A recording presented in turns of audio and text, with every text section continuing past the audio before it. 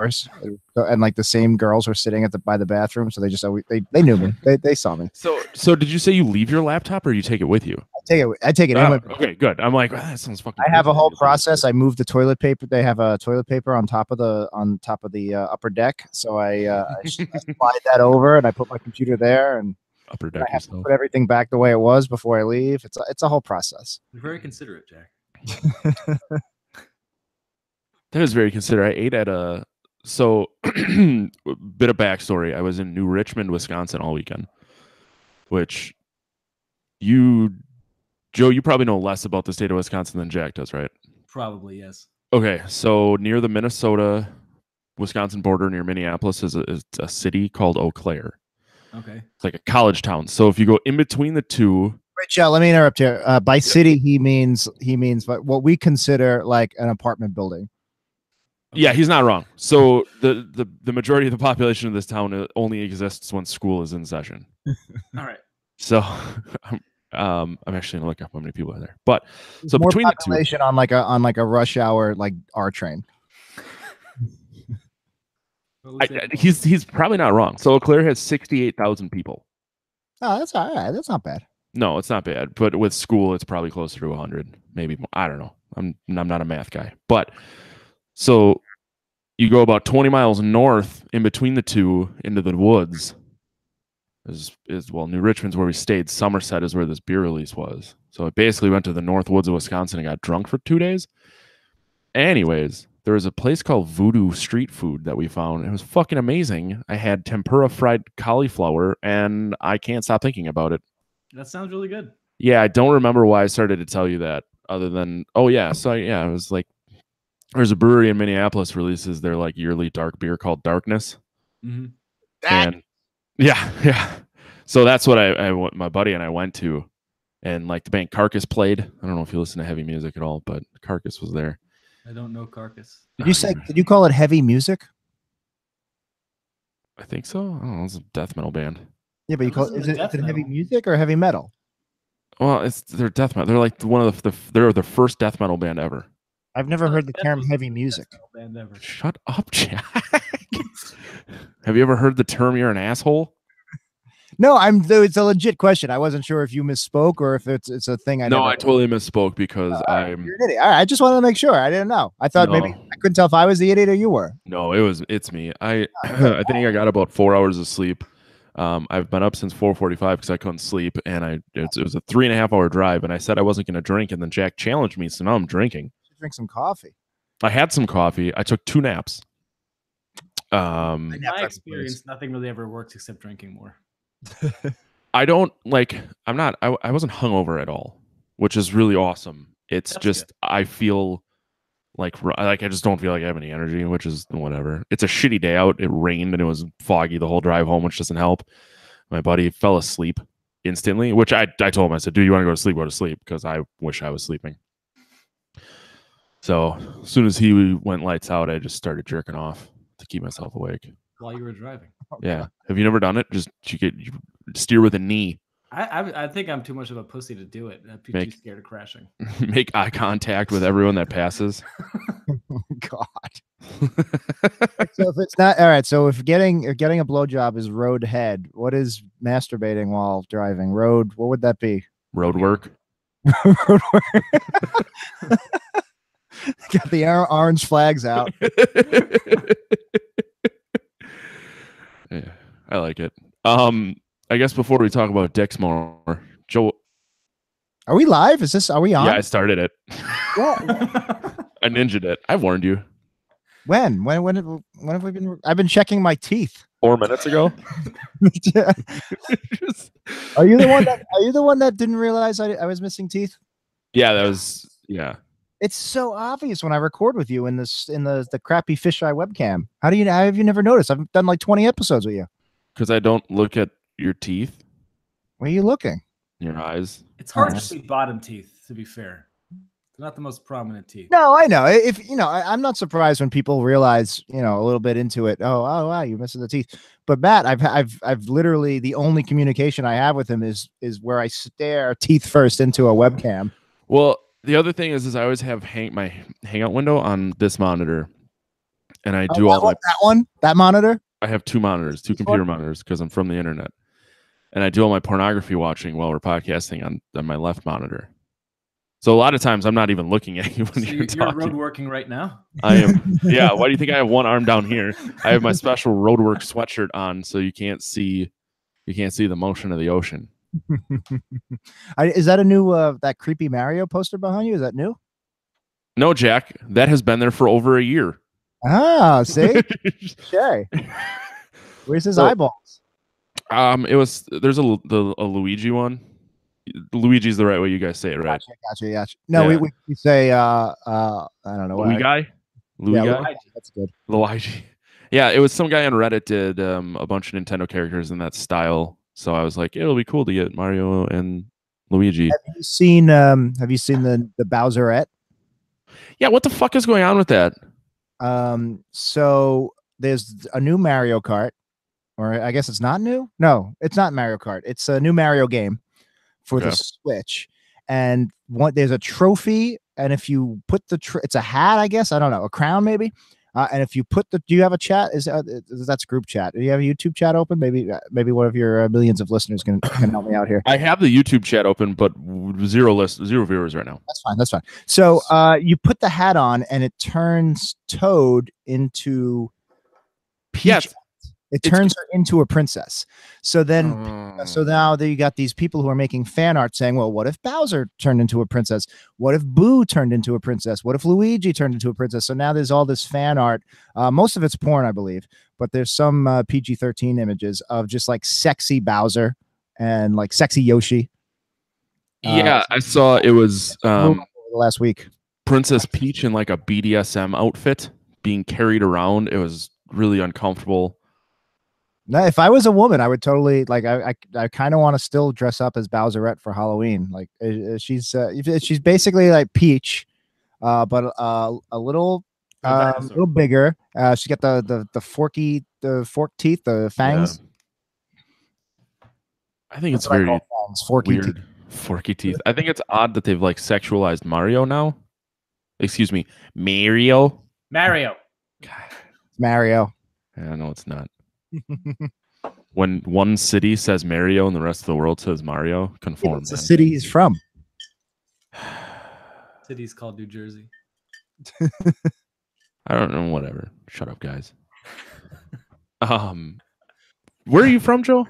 Roseland, New Jersey. Okay, so you're from Jersey. So 3.5 square miles. Yeah, and it would still take longer to go across that 3.5 square miles than it would take me to drive halfway across the state I live in. Huh.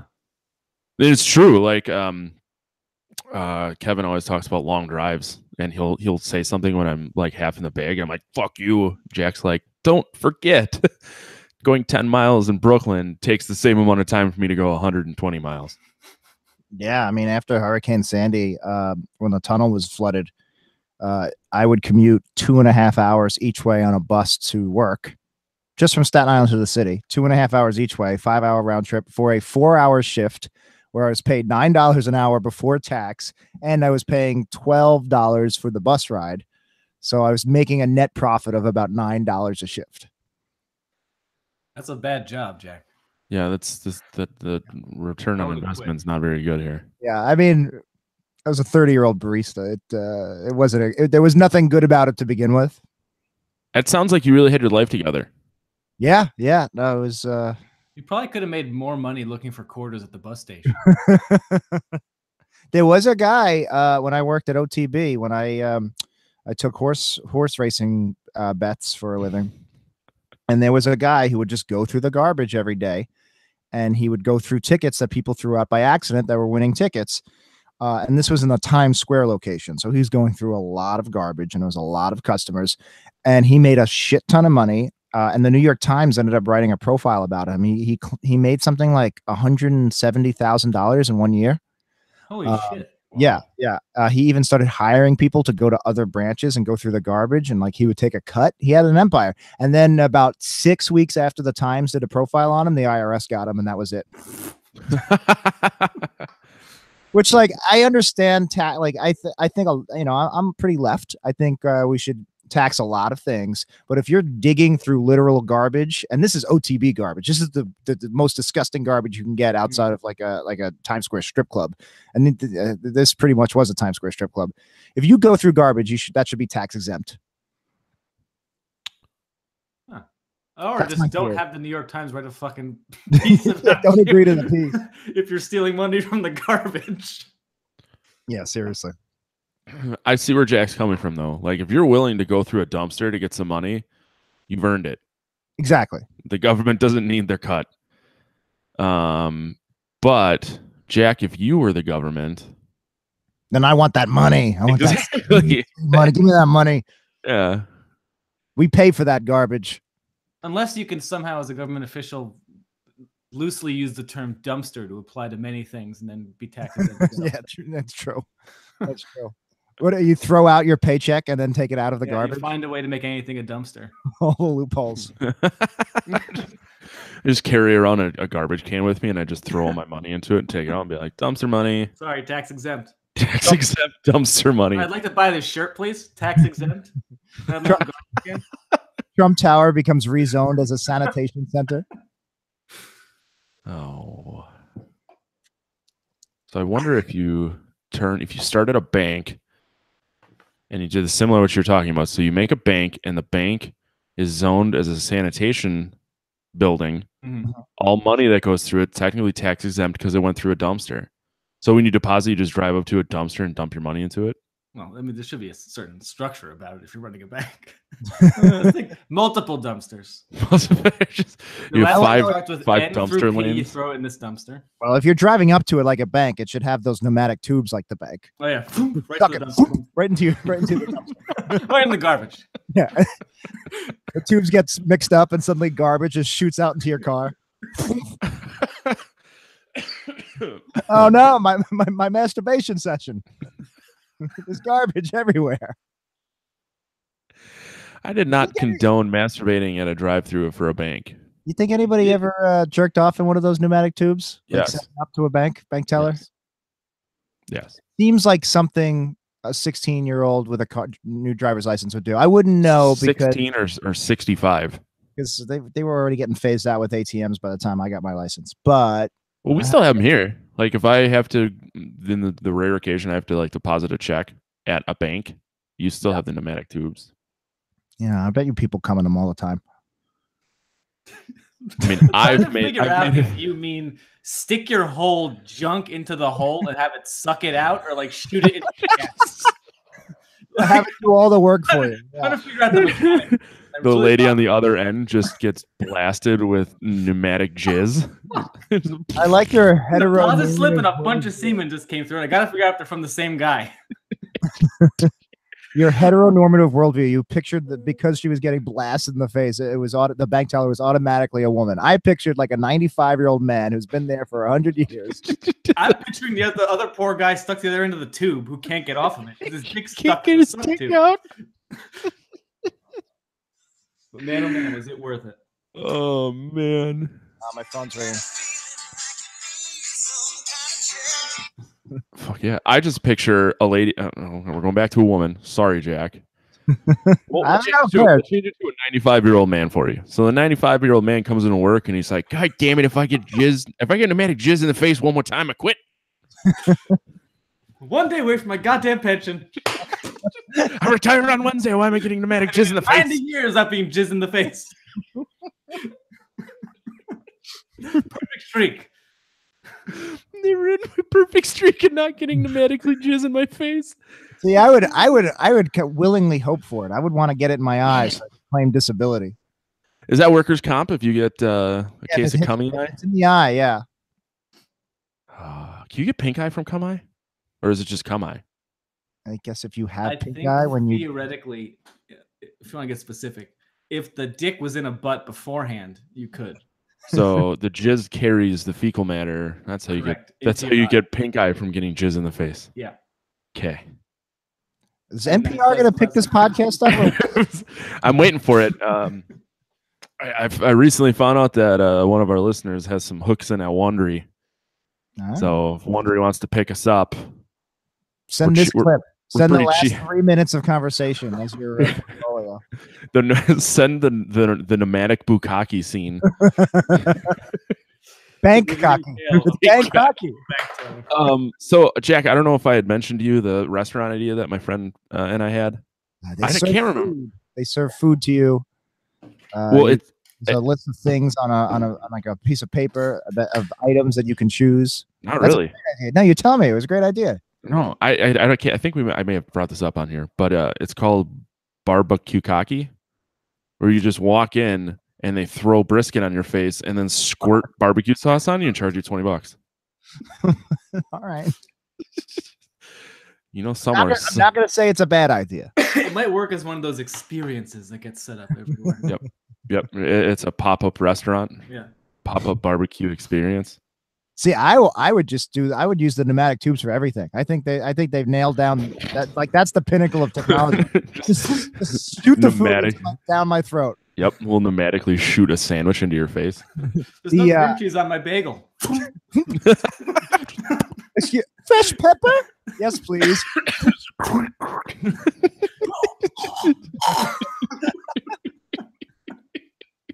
my gosh. Do you know the first subway? So the New York City subway system is over 100 years old. But before that, the very first subway tunnel, the guy who invented it, instead of doing underground train tracks, it was a giant pneumatic tube. And it still exists. It's between City Hall and like Canal Street, or maybe Wall Street and City Hall. I know City Hall is one of the terminuses. And it's just a giant pneumatic tube, and you would put a car in, and it would just go thoop, and it would take the people, and it failed miserably. But that was the idea. Really unsafe. Yeah, wow.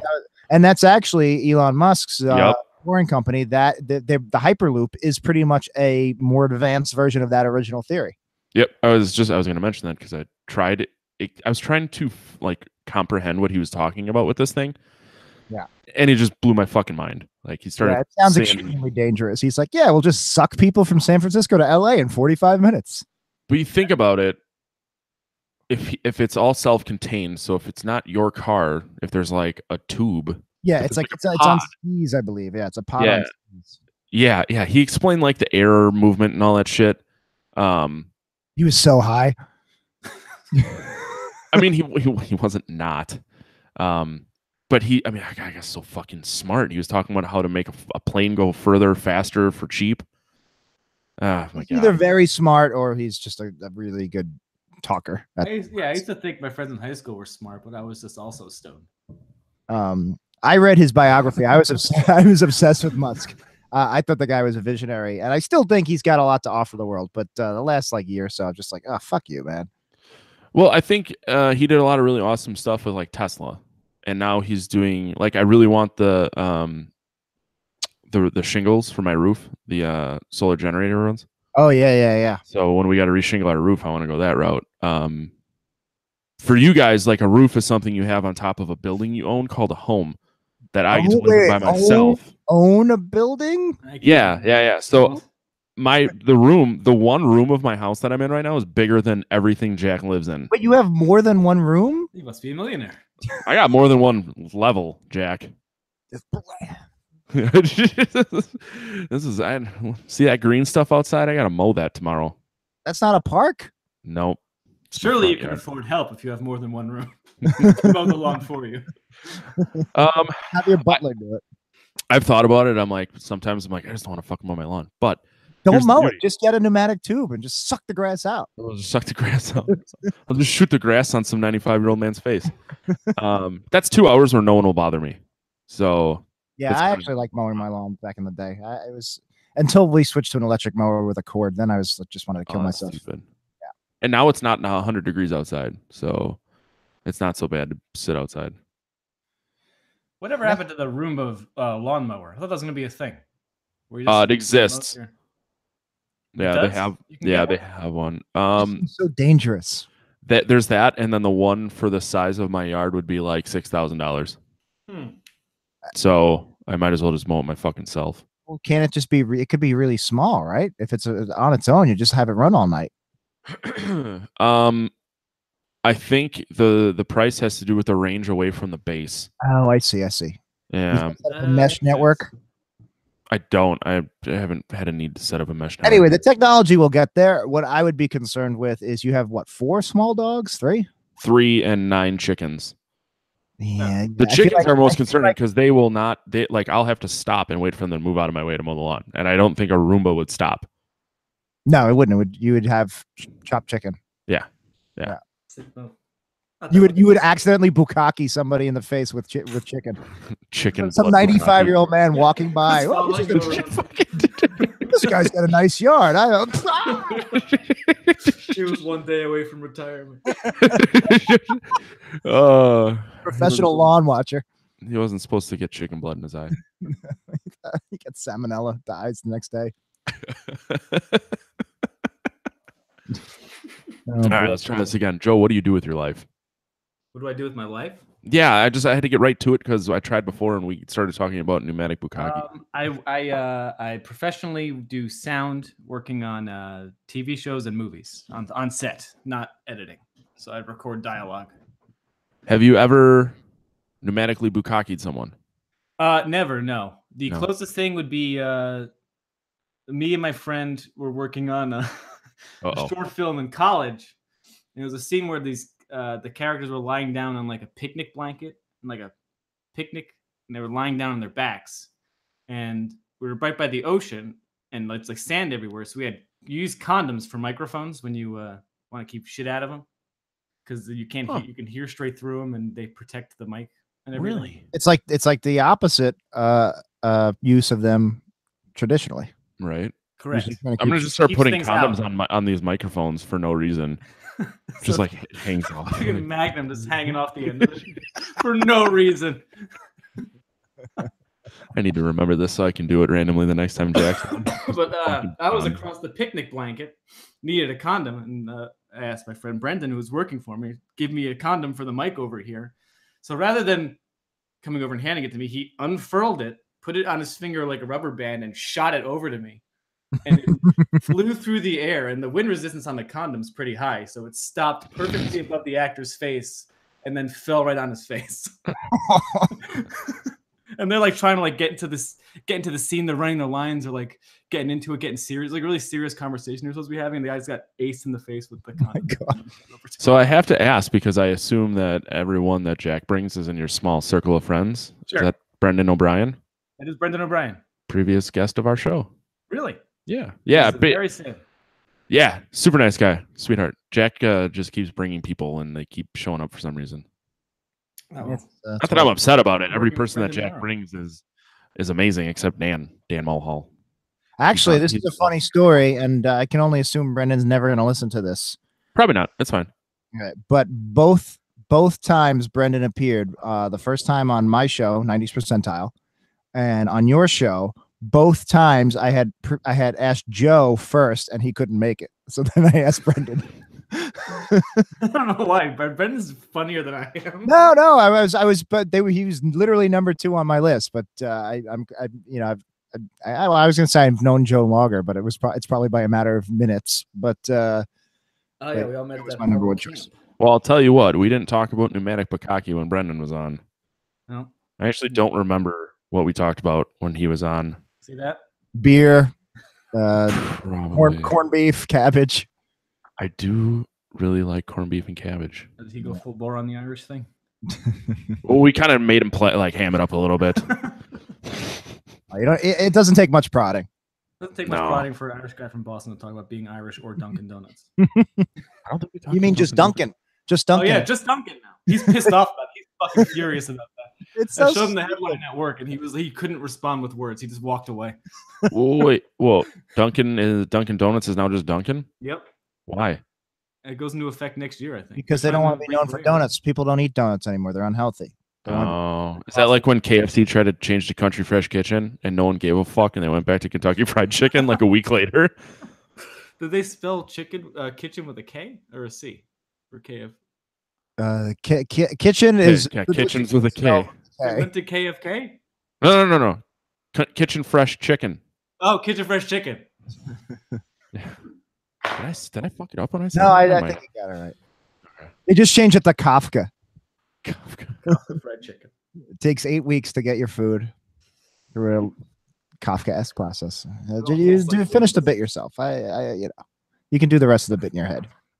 I'm just a setup guy. They call me in to set stuff up. I'm a setup guy. My punchline guy's out. He's not here today, so you know, fill it in. So you're asking what Joe does with his life besides pneumatically suck dialogue out of sets and TV sets. He's also a writer. He started a writers group that I'm a member of. The guy writes the best fucking sketches. He's goddamn hilarious. So do you have Jack come to this to be like, don't be like this guy?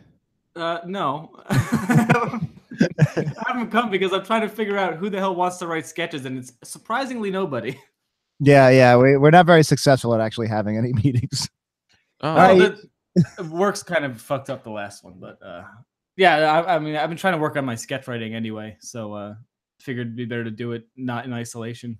It's easier to get feedback that way, and it's really hard to find people who are like serious about sketch writing because it's such a stupid thing to be serious about. But Jack's one of the people who's serious about it. So, but I find it. I mean, that's why part of the reason I do it. I find it incredibly difficult. Once you go through like the 6 or 7 ideas you have, and then you have to come up with new ones. It's hard. It's a I mean, you have like medium. Saturday Night Live still exists, so there's still a market for sketch writers. Yeah. And there are other sketch shows. So yeah, I mean, if things aren't working out for me, maybe I'll take a job there. We'll see. I know that they keep calling you, and you're asking them like, calm down, I'm not ready.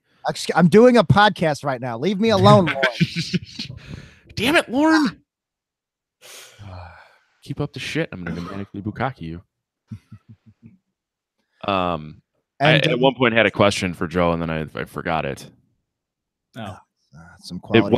It must not have been important. Some quality podcast hosting. Well, anyway, yeah, I do sound and I write stuff sometimes and direct stuff. And he's a director too. He's directed for Adult Swim. Mm-hmm. Yep. I don't even need to write an intro. Jack does it for me, which I like. There you go. Because he knows more about you than I do. I looked at your IMDb and I was like, yeah, this is a lot to read. But the only credit you got to look at is as himself. It's my proudest credit that I have. What were you as yourself in?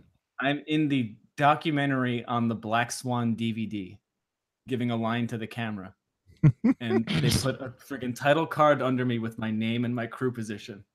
And it's my proudest moment. How do you not just care? Like, how is that not your business card? Just that picture, just be like, Joe. It's me after like working for 14 hours, talking about how all the sound we're recording is trash. Like that's literally what it is.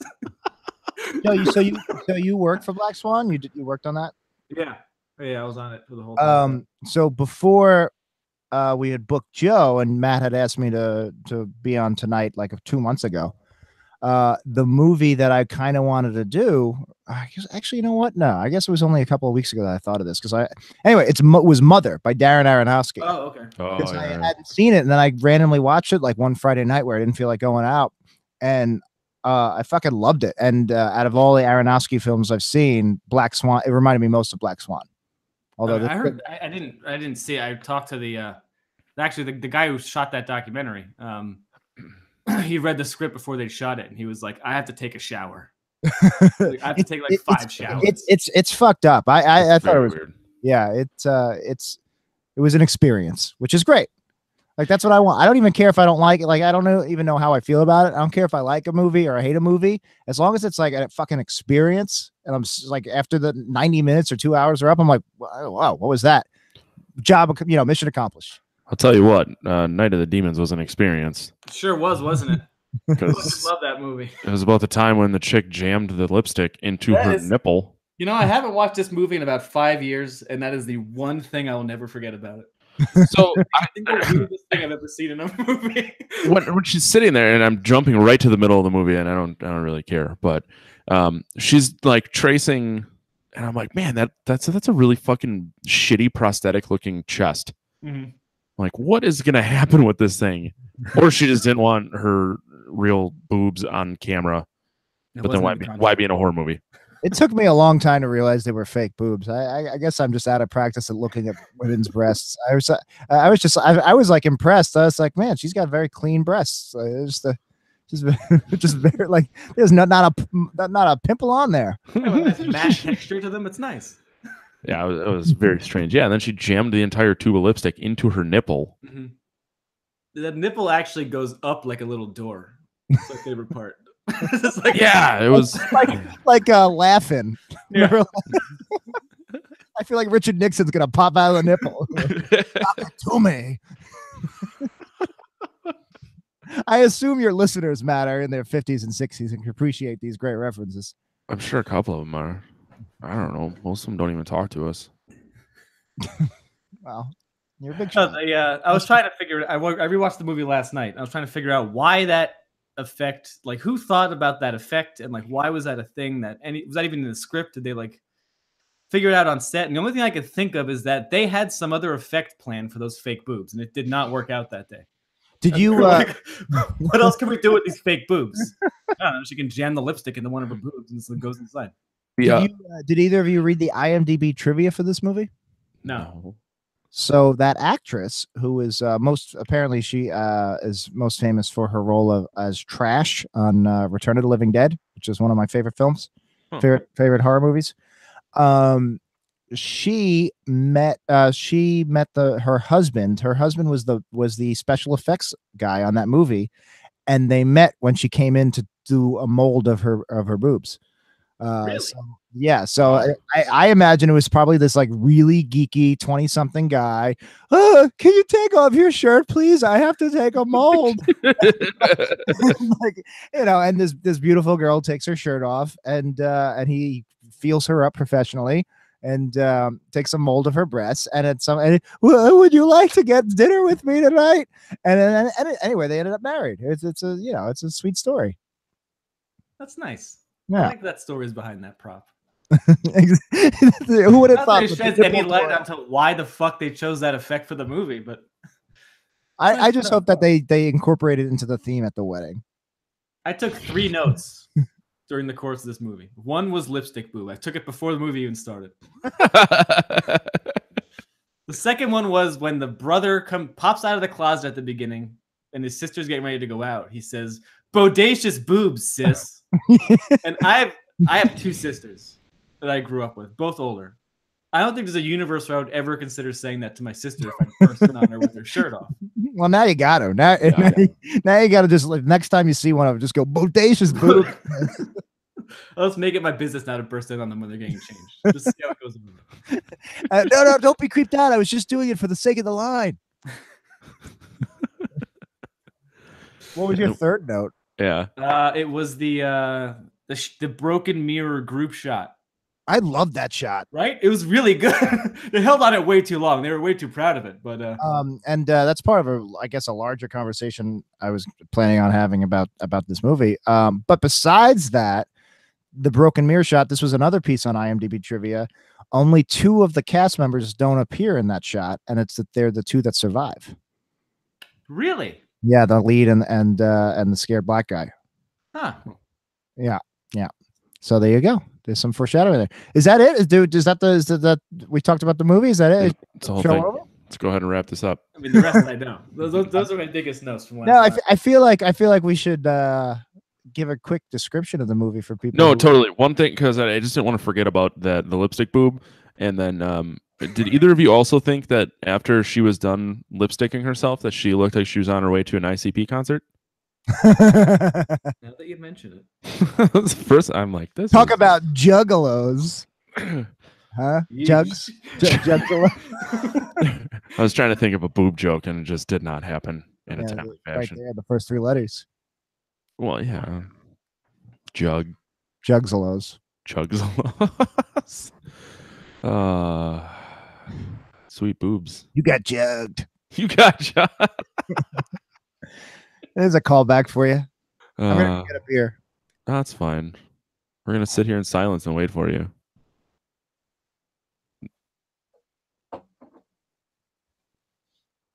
I feel like it's like a standoff as to who can stay quiet the longest. I was like, oh, this can go on for a long time. I was like, no, but if I were listening, I would like start looking around and be like, what's it? I'm back. My fridge is 5 feet away because I live in a very tiny hole.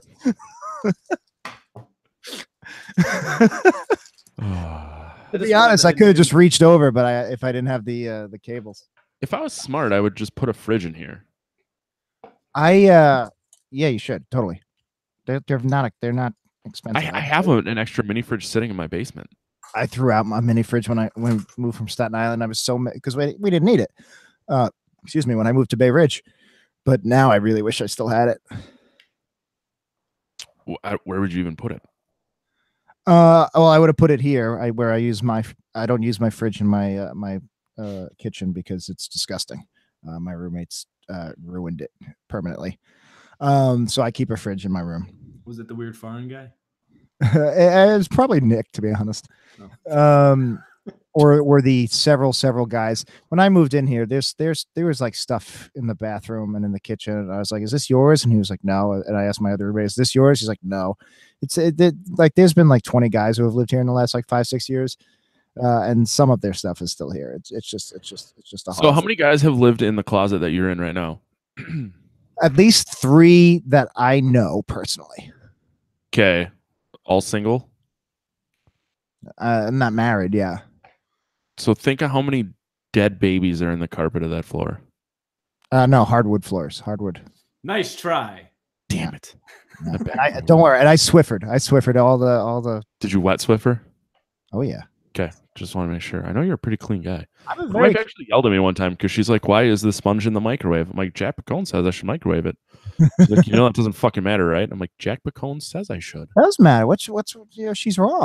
Of course it matters. She's my wife. I just stopped fighting, and she has a biology degree, so I just whatever.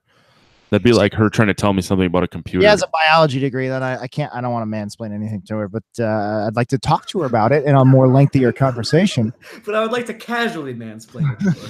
I would like to hear her thoughts on why it doesn't work. I think it does work. The counter argument I hear about microwaving your sponge. And I like to microwave the sponge because it's sitting out there. It's gross. It's wet. It's collecting bacteria as we speak. So I zap it for a minute before I use it. And the argument I hear is, well, you're going to have some kind of microwave resistant bacteria that survives, and then they're going to populate. And then eventually the sponge is going to be filled with this like super strain of bacteria. That's what causes staph infections at hospitals and stuff. But like, I'm not using the same sponge. I throw it out after a month or so. It's just, so do I. But yes, but in the meantime, short term, I think it's effective. I'm killing germs. I just want to know if it works or not. And some guy has like. And I don't even think it's the microwaves. I think it's the fact that you're cooking the sponge. You're boiling the water. Same as you're sterilizing it. Yeah, it seems like what it does is that it only. It's got to be absorbing out bacteria. Yeah. So microwaving a sponge seems to kill only some bacteria, but it seems to kill the worst. So yeah. Like if it's not like I'm sitting there waiting for a minute. I've got other things to do. If it kills half of the bacteria, mission accomplished. Yeah. But if I kill the bacteria, how am I going to live forever?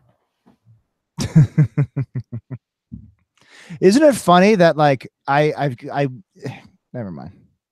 Nope. Say it. No, it's too much. That's too much. That's too deep for this. There's no such thing. No, that's too much. I've yeah. Okay. All right. You sure? You ready for this? I'm ready. For this? Lay it on me. Real quick, Jack, I think you should have a podcast called Jack Mansplains Everything. No, that'll go over great. Now, after this Kavanaugh thing, this is the perfect opportunity. This is the right time to launch. Here's why you're wrong. A show with Jack Picone. Here's why you're wrong with Jack Picone. Sorry, you were gonna mansplain something to us, and no. I had a joke. It was too dark, though. I'm not gonna do it anymore. No, there's no such thing as too dark. I want to hear this. No, this one's. We talked about a 95-year-old man getting bukkakied through a pneumatic tube. Is it worse? This one's too dark. You only make me want to hear it more when you say that. It's not even a joke. I was just gonna say, isn't it funny that I'm a germaphobe and I'm afraid of getting some weird bacteria, but every night I want to kill myself? No, not at all. Isn't that funny? No. See? That's why I don't want to say anything. What does germs have to do with killing yourself? Nothing. That's what I'm saying. It's like, oh God, I don't want to get sick, but at the same time, I'm like, man, I really want to slit my wrists. It's ironic. Not really. Is that irony? This episode of Futurama only confused me more about what irony is. I have no idea what irony is now. I think it might be more ironic if you're like, yeah, I microwave my sponge, but then I sleep on sheets that I haven't washed in a year. I do my sheets every week. I'm not saying you don't wash your sheets. God damn it.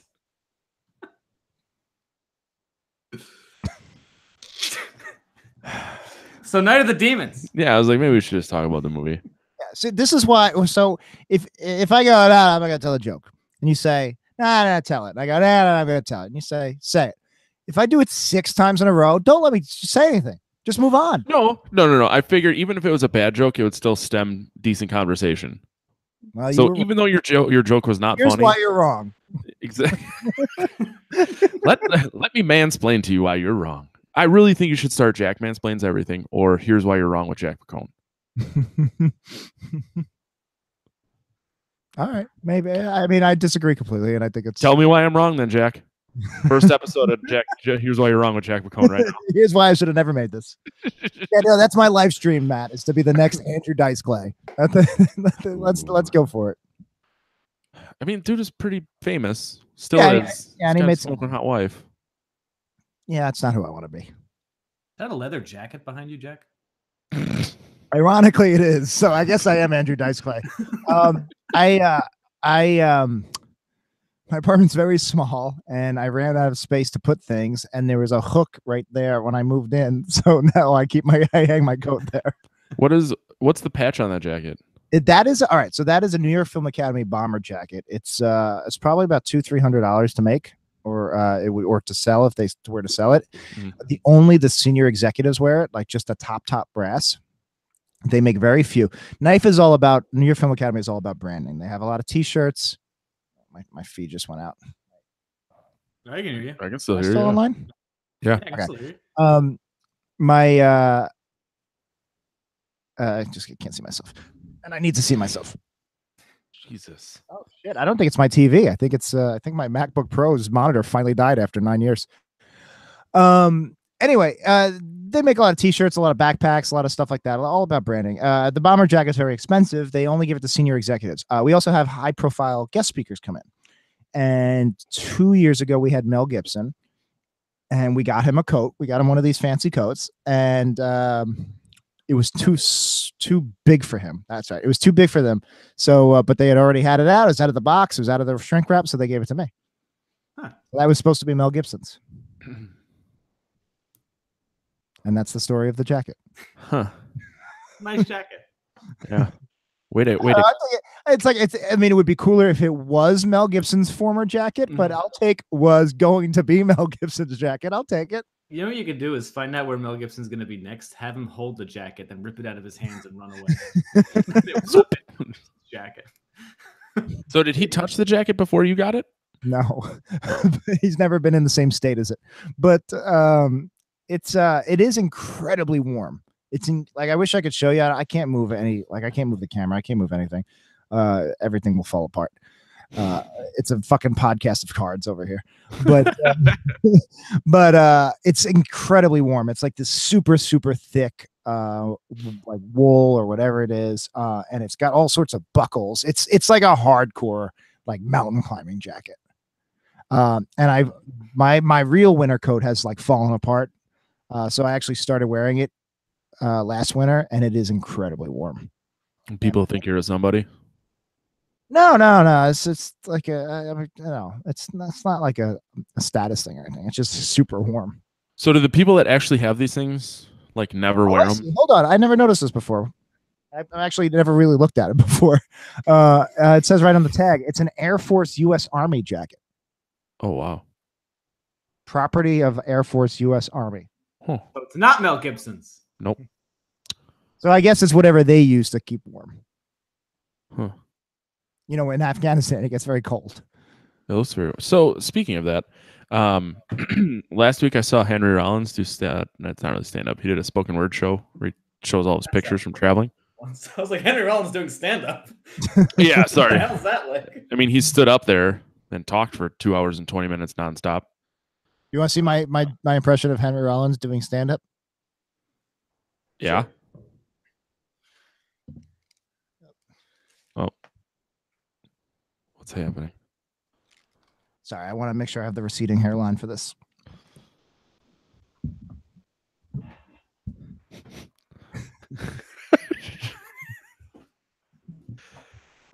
You ever see an escalator stop? It's still stairs. What's up with that? that's my Henry Rollins. He's a very, very intense man. But anyways, sorry. Back, before I forget to actually explain this. So he had pictures when he did the USO tour, and it was like him flying from show to show in a fucking Chinook helicopter and stuff through Afghanistan. Pretty intense. That was a really shitty story. I'm sorry. The story. Should I go back to my great impression? Yeah. You know, guys, there's a third option for the conversation here. The movie that we're supposed to be talking about. Who wants to explain it? Because I'm not entirely sure I know what happened. I'd like to hear Joe's explanation, seeing as it was his recommendation for tonight's episode, and he hasn't seen the movie in several years. It's basically about some teenagers who go to a known creepy house in their neighborhood for a Halloween party. An old funeral home. An old funeral home. And a demon who possesses the house takes over the bodies of people who are there and starts killing all of them.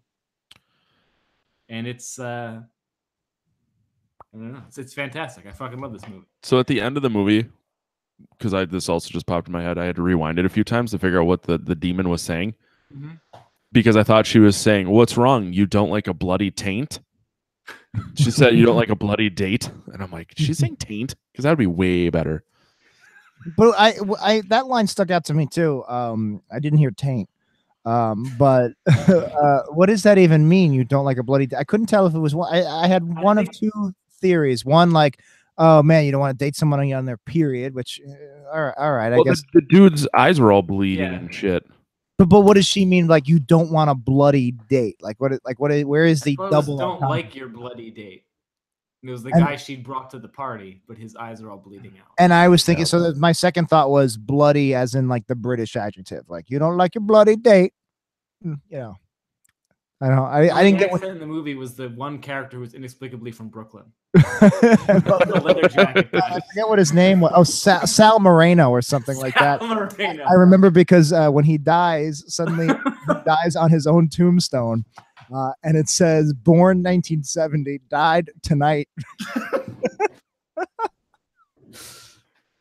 I think this movie rides the line of like, you know, when movies know that they're being funny. Yeah. And it's not funny. I think this one rides it like perfectly. So I went into this movie. I never heard of it. I'd never seen it before. And me and Joe have watched our fair share of movies together. And usually the movies we watch are intentionally bad.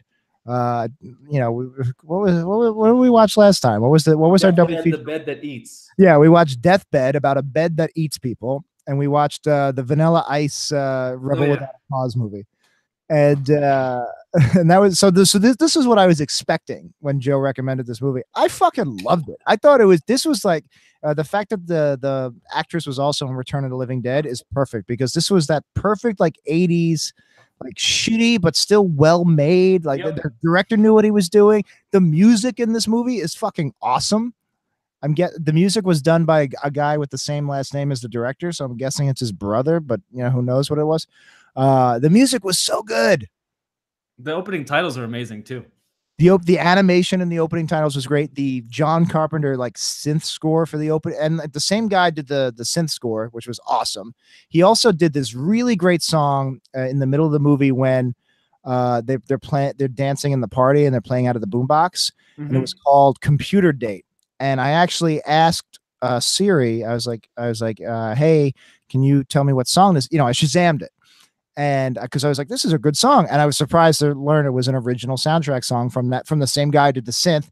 And then at the end of the movie, which is great, after this like ridiculous ending, it plays like an 80s power ballad, and the 80s power ballad was done by the same guy. So like this guy, I'm guessing, is just like a musical genius who just never got discovered, and he was putting his talents towards shitty movie soundtracks. But he all three songs are so good and so different. I like this. I'm not sure if it's an original one. I didn't check any of the credits, but when what's her face, Angela's doing the dance in the the dance sequence is incredible. Yeah. Also on IMDb trivia, the choreographer of that scene, her aunt was Rue McClanahan at the peak of her Golden Girls powers, and she came and visited the set that day. Really? Yeah. I gotta read this trivia section. Can you imagine like you're getting your boobs molded for the nipple door scene, and Lou McClanahan just comes nipple in? door. Matt, can you I don't know if I think you have the capability to do this. Can you like look up on YouTube Computer Date and play like a clip of it? Or The Beast Inside. Either one of these songs is so, it's like, you know, they're really well made. It's still a cheesy 80s power ballad. The movie's really well. The guitar is great. But musically, it's a really well constructed song. Yeah, I don't want to play it too much because, you know, copyrights. Yeah, we don't want this guy suing us. Yeah. They made 3 of these movies. The first one I ever saw was the third one, and it is also fantastic. Are they all like the same movie? No, they're all pretty unique. Like it goes like this one's the most serious one they made, and then they're still like horror movies, but they realized they were campy by 3. But 3 is so fucking ridiculous that I think it's fine. It's not too goofy. Like there's a whole scene where Angela blows a gun and spits the bullets out. I did want to ask, did you watch the remake of this? I have it. Yeah, I have all my DVDs here. I have all 3 of them and the 4th one. Well, if you had your camera on, I could fucking see. Oh, let me see if I can plug it in. You don't really have to. I just wanted to give you shit when you're like, I'm holding these DVDs that you can't see. When was the remake? I didn't know there was. The only reason I had an idea. What's that? Eddie Furlong is in the remake. Oh, when was the remake? The DVD case says 2009. 2009. Oh wow! That's faster than my DVD case. The only reason I knew that there was a remake was because when you suggested this movie, you said the original. Oh yeah. Yeah. Original flavor. So how does Angela dies at the end of this one? Jesus. So Shit, how is? Hold on 1 second. I'm coming. What the fuck is happening? I'm in hot. Are we doing Blair Witch? Is this Blair Witch? There he is. Look at this. Remake. That's the remake. Original. Very she looked, especially Angela, very Exorcist, very right. Captain Duty. What was the name of the girl? Captain Howdy. Regan. Oh, Regan? yeah. Regan? Regan. Yeah, Captain Howdy. 2. Did you know that? I don't know if either of you ever seen Strangeland, but the username that Dee Snider's character uses to entice young girls is Captain Howdy. Really? Yep. It's creepy as fuck. Mm-hmm. I fucking love that movie. Do you know that there is a unofficial sequel to The Exorcist besides Exorcist 2 and 3? Besides the 4 sequels that came out to The Exorcist? Yeah. No, but have you ever seen the Leslie Nielsen movie Repossessed? Yes. That's pretty. That could be construed as a sequel. That's a good point. Repossessed was on Comedy Central a lot when I was a kid. Yeah, that's how I know it. Yeah, I've only seen it on Comedy Central. It's a great movie. It's like a spoof. I don't know who directed it. It's not. I don't think it's a Zucker Brothers, but it's a spoof movie of Exorcist starring Leslie Nielsen, and it's it's goofy as fuck. But there's some really good gags in it.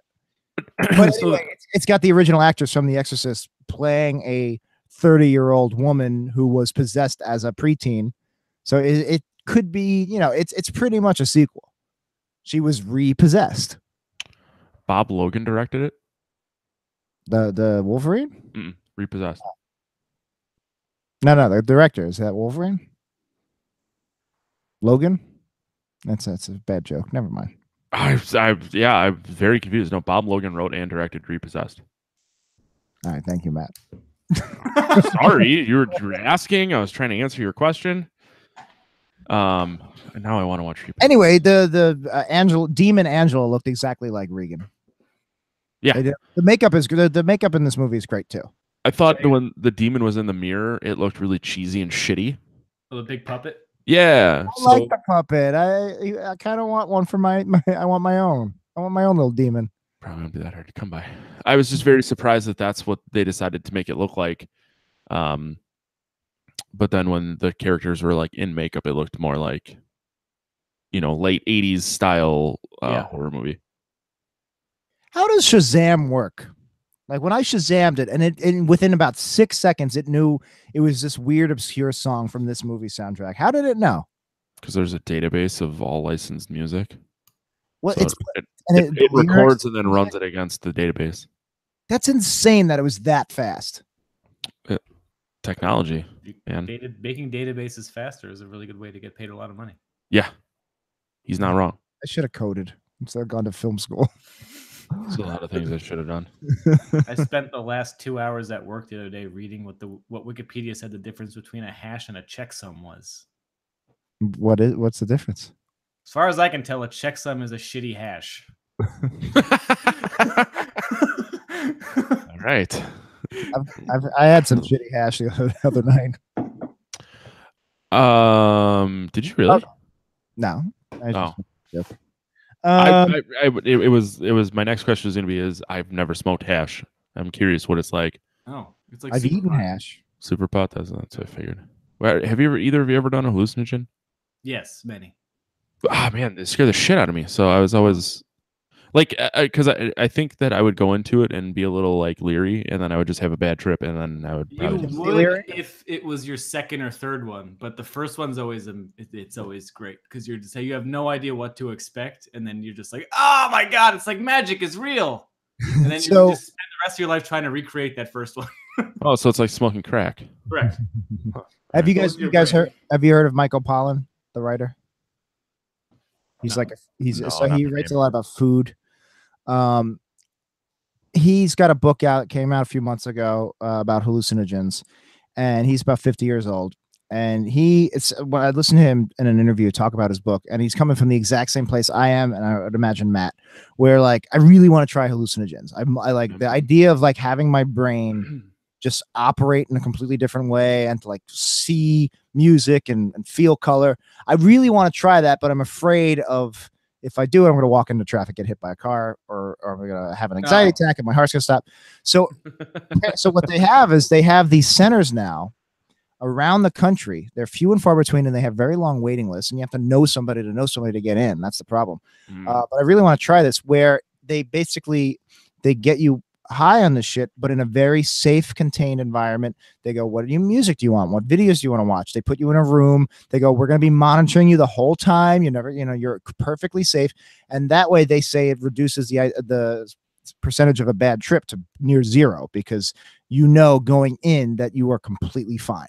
And it's, you have a doctor there. There's God forbid your heart actually does stop, which it never does, but God forbid it does. There's a doctor. So knowing that means you're not going to trick yourself into thinking your heart stops. And he tried it out because he's like, look, I'm a 50-year-old guy. I wanted to try it, but I didn't want to risk anything. I got a family. So he tried it this way, and he said it was fucking incredible. And he says it was he's also a meditator. He does like deep meditation. And people say, if you meditate for years and years, you can get to this like point where you can let go of the ego and stuff like that. And he said this was a shortcut. Like he did it in one night, and basically he did like what 50 years of being a Buddhist monk would do. And I really want to try it, but I don't know where to find any of these centers. So apparently I just found a website called tripsafe.org. Yeah. And I didn't think of Googling it. Google. I should have tried that. Well, I was like, what are the odds that I'm actually going to find it? And I'm like, what's this trip safe? So you can find a trip sitter, and there are like registered trip sitters who will make sure that you don't lose your fucking mind. Like people who come to you and do it. Yeah. So I think this is like the poor man's way to do it. You want to do it one night? We should get together. We'll just find a friend who's not a dick and just hang and just do it around them too. I don't think I trust a single person in my life to do that.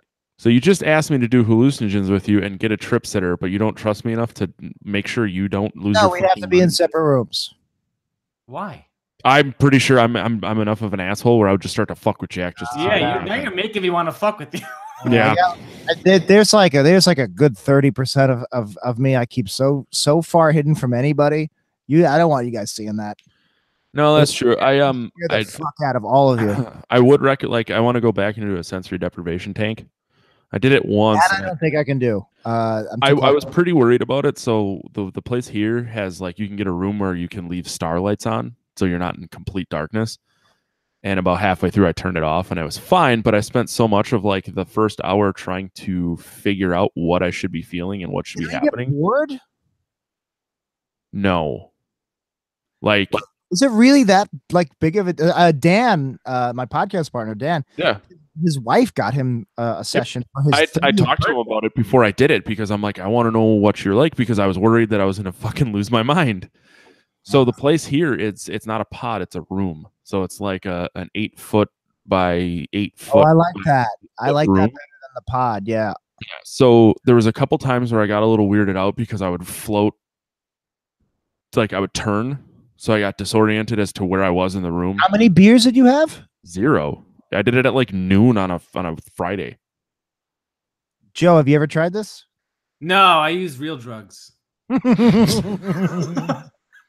No, I haven't done drugs in a long time. Sure. I really wanted though.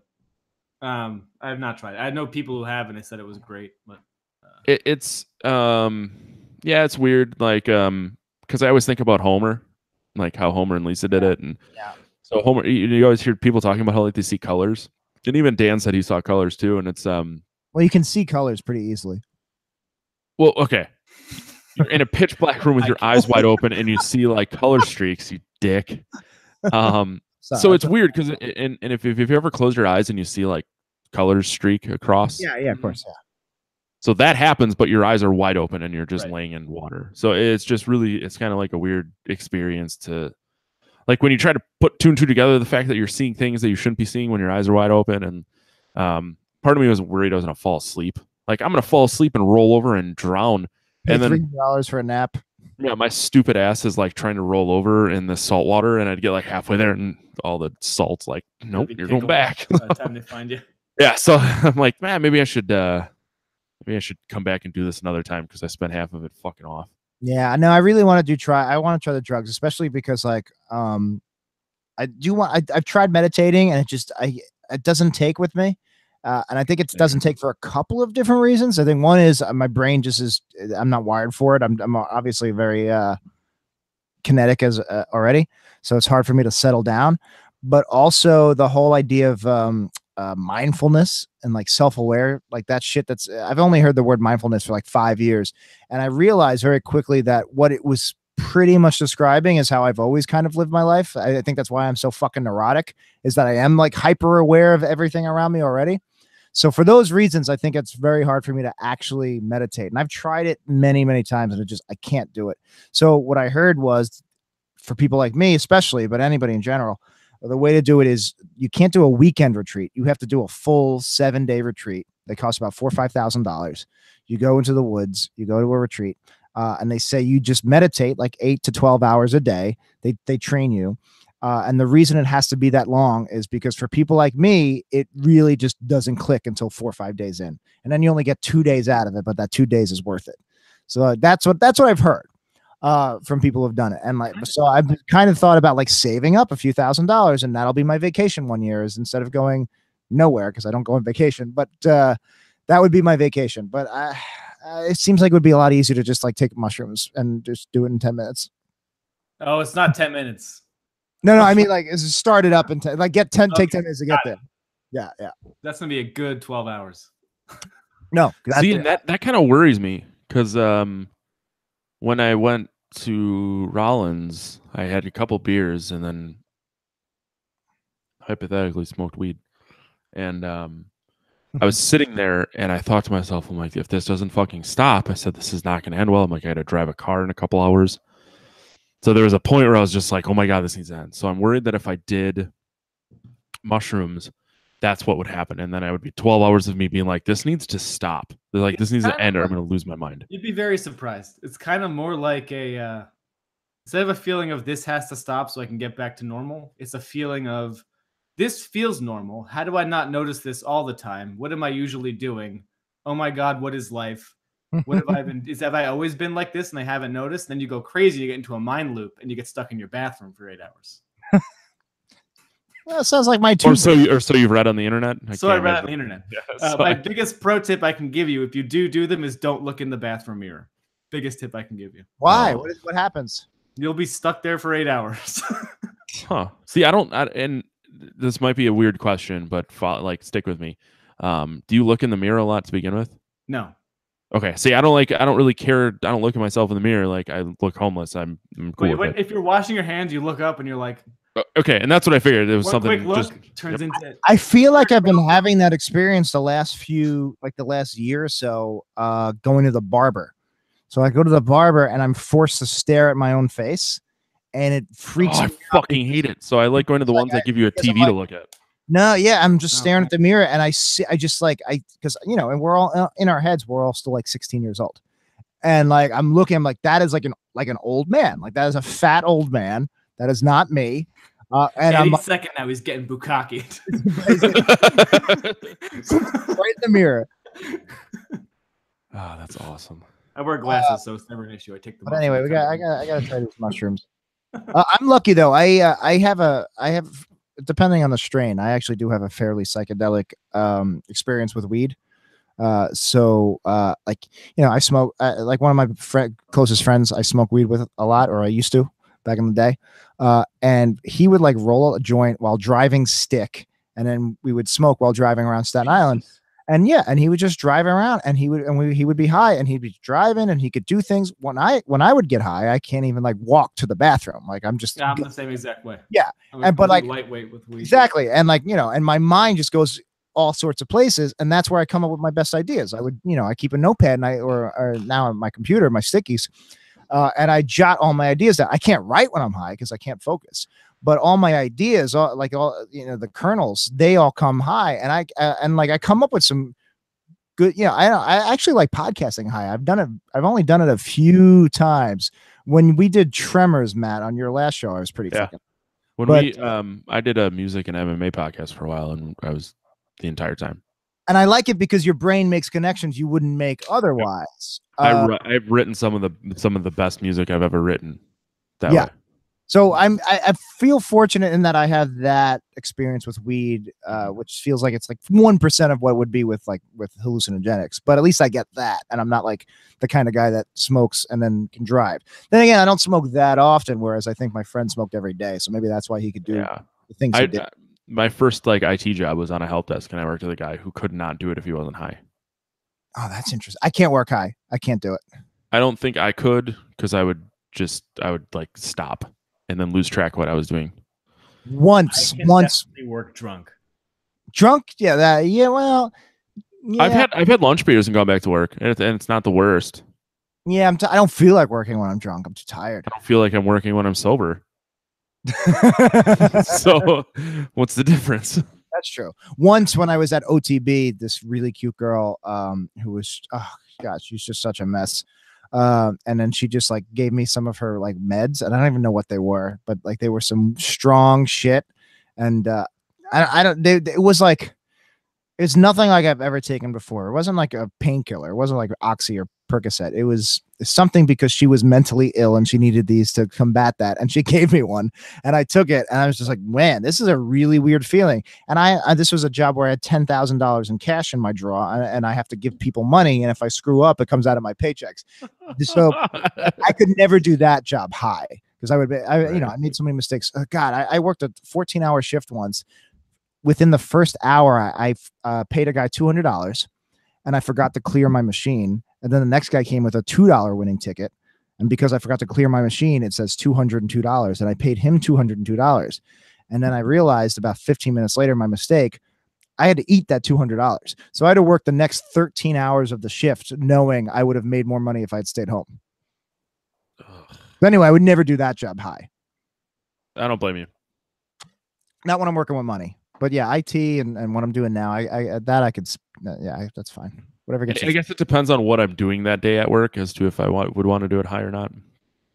There are certain days where I can get away with more. There are certain days where I have to perform actions that if I fuck something up or do it in the wrong order, it will be very detrimental to our company.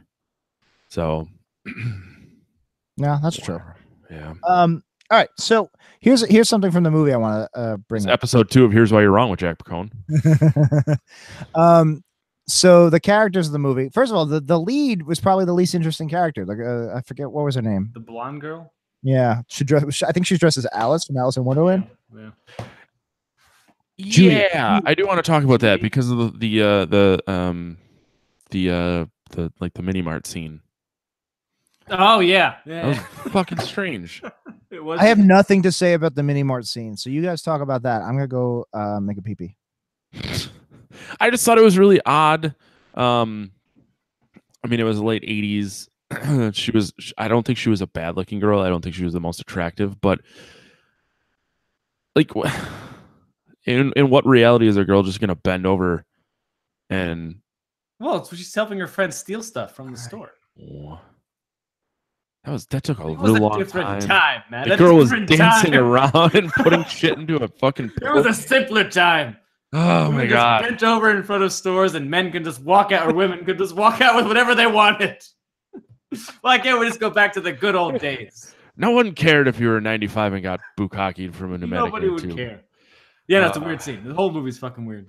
It really is, but the reaction shots in particular, when they hold on them way too long and no one's doing anything, like it's very strange. I didn't hate it. Like, actually, I really did like this movie, and I think I love this movie. With I don't blame you. I think with a lot of movies, especially when they're a little over the top like this, like once you realize what you're in for, it's easier to accept it at face value. Yeah. Like, it's hard to gauge given the opening credits, because it kind of looks like a kid's movie. Have you ever seen Manos in the Hands of Fate? No. So it's not good. I do recommend you see it, but that was a Mystery Science Theater episode, right? Yeah, so I think like they actually wanted it to be a good movie, so it tried a little too hard to be serious. So it was difficult to enjoy it because I'm like, they actually think that they're making a good movie.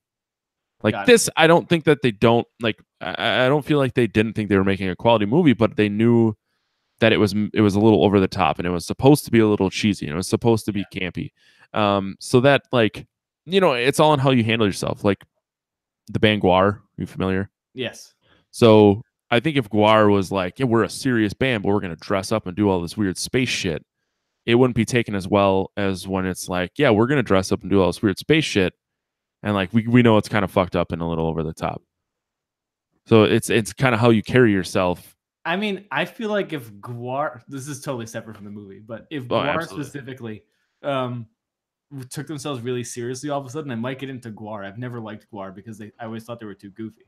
That's an interesting take on it. Like musically, I don't think they're that good. Like I don't like their music. It's not good, but if they were really serious about it. Are you saying like if Guar had like a Bill Murray like period where they now they're doing Lost in Translation? Like if Guar started like doing things and they had like a canon and there was a certain amount of things that happened in like the Guar universe, I'd probably get pretty into it because it sounds really stupid and interesting. But if they're just like, this means nothing, we dress up in costumes, it's fun, I'm kind of like, whatever. All right, that I can see. But if there was like a Guar like list of things you'd have to know going into a show, otherwise you wouldn't get something, it might be kind of cool. I remember that took a turn. Never mind. Sorry. Night of the Demons. So now I want to know what Jack got all waffly about and stop talking about. It's not like it's literally because it's uninteresting. So if I say it, then it's just gonna be like Jack, it's not everything before. He didn't like the outcome. Yeah, it's not too dark. It's not too funny. It's just literally too boring, and it would take too long. It would take me like 10 minutes to explain, and there's no payoff. Don't worry about it. All right. I'll tell you about it some other time. Can't wait. I don't want to bore your listeners. I'm just not going to say anything. Don't we need listeners to bore them? How's that chat going? Well, there's still 0 viewers, no chat. But I got it up. In case someone shows up. Fair enough. It's a little early. Normally our buddy in Singapore is on, but I think it's like 8:30 in the morning there. He might show up in a little bit. You have a buddy from Singapore? Yeah, every time we record, normally we start at like 7, because I'm in Central Time, obviously. Normally we start at 7 Central, and they're 13 hours ahead of us, so he comes into work Monday morning. Central? I don't really care. Like 6. This works. 7 Central. I thought you said 7. I assumed you meant my time. No. This works better because I am incredibly tired. So this just means I can go to bed earlier. But normally we do like 7 Central, depending on the time zones. Now that Corey's an hour ahead of me, it might change. He used to be 2 hours behind. Oh, I see. Yeah. So it was like that had a lot to do with it, especially when you guys were on, because it's like now we're spanning 3 fucking time zones. It's 5 o'clock for Corey. It's 8 p.m. for you. You know, I don't want you guys to stay up super late. You haven't recorded with Corey yet, huh? Since he's moved? No, not since he moved. He just got his stuff yesterday. Saturday it showed up. How far is it from you now? It's I want to say it's like a 6-hour drive, but there's a big lake in the middle of us. Jesus Christ! Well, you have to go down and around. I just imagined you were next to each other. Well, technically we are, but there's a lake, so you have to either go up and over or down and around. So Joe, Corey, the co-host of Podcast of Terror, he and Matt recorded like something like 100 episodes of the show, maybe a little less, before they even met. Really? Right? In person? Yeah, let me look. It was... You met like a year ago, didn't you? Yeah, it was last May. I was out in San Francisco for a conference for work. Yeah, because Corey lives out in San Francisco. And he just moved to Michigan, yeah. Like a week ago. Yeah, we had roughly 86 episodes before we were next to each other. I still haven't met Dan. I don't blame you. I haven't met him. Seems like a dick. I haven't met his baby. He gets very aggro about that. Give him my baby. It's like, all right, she poops, she laughs, she cries. I get it. Yeah.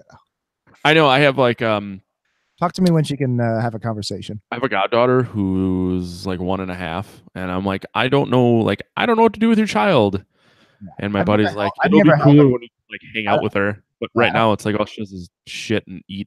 Yeah. Once they're like 18 months, and it goes by quick too, because like, yeah, I'm sure we all have nieces and nephews at this point. Mm-hmm. No, I don't. Thanks for bringing it up, though. Well, you got a god kid. I do. So, the first couple, you're like, oh my god, it's a baby, and then they slowly grow up, and like, oh, now it's a toddler. This is, oh my god, they're like 7. They're practically adults now. And then after like 3 or 4 of those, it goes by. Now you know how it goes by so quick. So I have cousins who are having babies. Dan had a baby. Babies all over the place. Now I know it's like, all right, literally, I just have to close my eyes and get through a couple more weeks of work, and I will open my eyes, and the kid will be at that 1.5-year-old mark where it's like, oh, all right, now I can play with them. It goes so quick. So yesterday, this beer that they released, they've been doing it for like 11 years. 2008 was the first year, so they had 2008 Darkness on tap. Mm-hmm. So my buddy and I were drinking it, and we were talking about it. He goes, holy shit. He goes, this beer is like 10 years old. I said, this beer was brewed the same year that your nephew was born. Think about that. Wait, so does beer age like that? Yeah, dark beer, stouts like that age real nicely. Oh, I didn't know that. I figured they just go skunk. Nope. No, the dark ones you can do that with. Yeah. Alcohol too. You can. Yep. Jack, you have a... I'm not an expert in any of this stuff. That's why you need to come over. We can sit in the lower level of my house, which I own the entire thing of. I did have a stout today. I had a stout at the cafe before that when they poured it out of the tap, it looked like fucking molasses coming out. I have, for my birthday, a buddy got me a can. It's Evil Twin Brewing. It's called Big Ass Money Stout. It's brewed with pizza and Iraqi dinar. That sounds disgusting, but the Evil Twin is served at my work bar. I have Evil Twin. It is? Okay. It's pizza. I'm not sure. It's apparently very, very good, and it's like 17%. Yeah. There's the Evil Twin I drink is something like 17%. I have like 3 of them, and I'm bombed. Remember, actually, when Brendan was on your show, remember I was watching it from the bar. It was Mother's Day, and I was by myself. Oh wow, way to make it sad. And I was chatting I was in the chat room, and I was wasted on the Evil Twin. Here it is: frozen pizza and actual money. Oh, it's not the dinar. That sounds disgusting. Evil Twin. I feel like the brewery's gonna run into a New York snob at some point, being like, "They didn't use good enough pizza for this." Using thick crust. What the hell? What is this crap? This ain't fresh mozzarella. They pronounced it Mario. They don't know what they're doing. Jack, tell them why they're wrong. Episode 3. Yeah, beer's gotten a little out of control. Like I'm still trying to figure out what the money in the pizza was, but I know that there's a beer out there that has like a woman's fallopian tube in it. Like an actual fallopian tube? Yeah, it was brewed with like fallopian tubes and shit. There's fallopian tubes are fallopian tubes are pneumatic. Every 28 days, the egg just goes. Joe, it's like in a different country that it is. It's not. You can't get it here. Oh. Yeah, and a pneumatic fallopian tube really just shoots out those eggs. It's do you ever see Aliens when the queen alien is just dropping the eggs out of her tube one after another? That's how it works. Just bloop, bloop, bloop. Special tap system you have to have installed. Why am I the only unmarried man on this show? I don't understand. Joe, you're married? What am I married and I have a baby due in 4 weeks. Oh, I'm really sorry. Yeah. Not really. I had a vasectomy. We decided not to have kids, but that's my decision. Well, in 4 weeks when I'm not sleeping, I'll gladly be a guest again. The guy that I sit next to at work just had another baby, and he came in one and he goes, "Yeah, she won't sleep." I'm like, "Did you ask her to just go to bed?" He goes, she's 2 weeks old. And I said, "Yeah, I just maybe reason with her like an adult, and she'll go to sleep." I don't know. She's a person. I can barely take care of myself. We should talk more about the movie before we wrap up, but I do want to mention it. Wrap it up. So how I met Joe was, we went to film school together, but for some reason they thought, and I think this was the only year they did it because it was such a failure. Yeah. So they decided for orientation to get all the film. There's like 300 film students, class of 2006. So this is 2002. We're all 18 years old, 19 years old. We all meet. 90% of the students have never been to New York. This is their first time in New York. There's a lot of locals. There's a lot of NYU has a lot of locals. Long Island, upstate, Jersey. And we all get together and they decide the very first weekend they want to put us in the middle of the fucking woods and they send us to a camp. They actually send us to a Jewish kids camp, like Wet Hot American Summer, that they rented out. So we have the counselors and everything that are treating us like 12-year-olds because that's what they're used to dealing with. And they put us in this 3-day camp where we're doing rope exercises and we have to eat in the mess hall and for a bunch of like artsy like NYU kids, it was just the weirdest choice for them to make. It was such a horrible idea, and most of us were miserable. It was such a terrible experience. And they broke us up into groups, and it was alphabetical. So that's how I met Joe because his last name starts with O, mine starts with P. So alphabetically, we were in the same crew, but it's a little more complicated because then they broke it up into smaller crews. Aubrey Plaza was in my crew because her name starts with a P. So anyway, Joe met his wife. I'm assuming you met Laura there, right? I did. Yeah. So he met his wife that day, literally the first day of college. Yeah. Meanwhile, all of NYU, the rest of NYU, except for the film kids, were partying because they were living in Manhattan as 18-year-olds with nothing to do for 3 days and just going nuts and just being free and having fun while the rest of us were like in the middle of the fucking woods. Oh man, what a nightmare it was. It was terrible. But I met my wife there. So.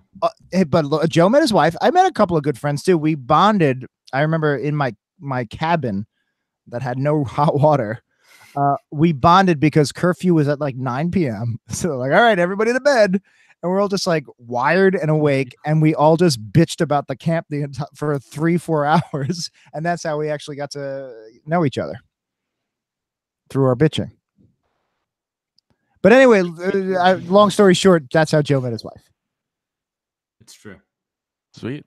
Going back, the beer is brewed with Grandiosa sausage and pepperoni frozen pizza. What does that mean, brewed with? Wait, so they basically just threw frozen pizza into the wort when it was fermenting and shit, and money too. Like I know that they do it with pastry a lot. Money? Like a lot, yeah. Well, the money just dissolves. Yeah, but like, is that safe to ingest? I don't think money does dissolve. Isn't money made of cloth? Greed is good. It's just paper. No, I don't think it's paper. The American money is like fabric. I don't. Yeah, but I can't find out whose money is in here. I'm guessing it is just like a shtick. 600 liters of beer, so they're adding a ton of money. Oh, they're not adding a ton of money to the batch. I don't know what that really means. I guess you could throw like a 20 in there and be like, well, "There's money in it." A ton of money. You think people pee in them in the vats? No. Like even a little bit? Like I hope not. if I worked in a brewery and I had to go and I didn't feel like walking to the bathroom, I'd pee in the vat. Guys, something went really right with our last batch. We don't know what it was. People are raving about this batch of Bud Light Lime. I had a conversation with Joe.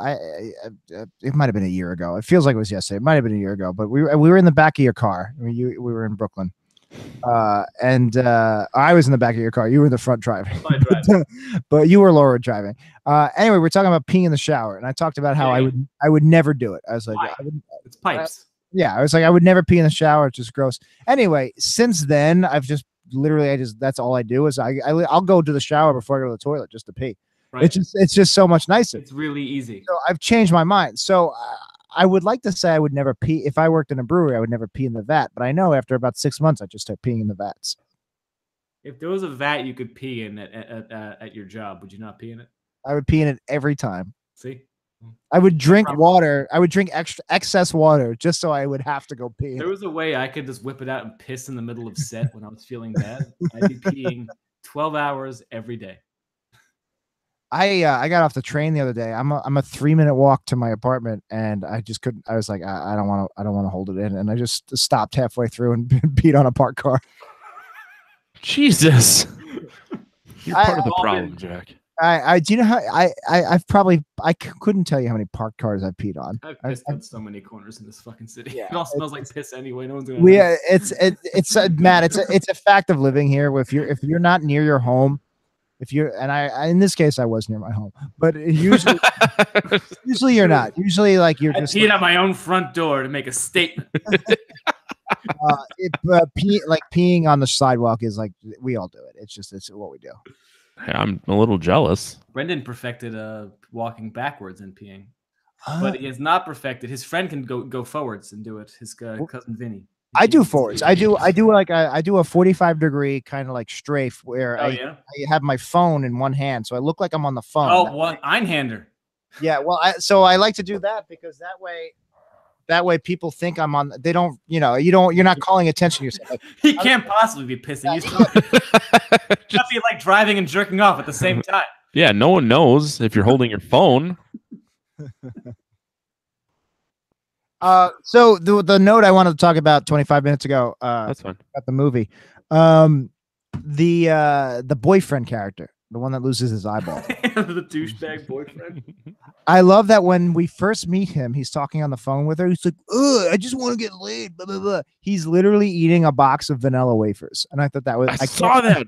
I didn't notice that. I'd like to think that was intentional. It's like, look how bland and white this character is. I doubt it. I'm sure it wasn't, but.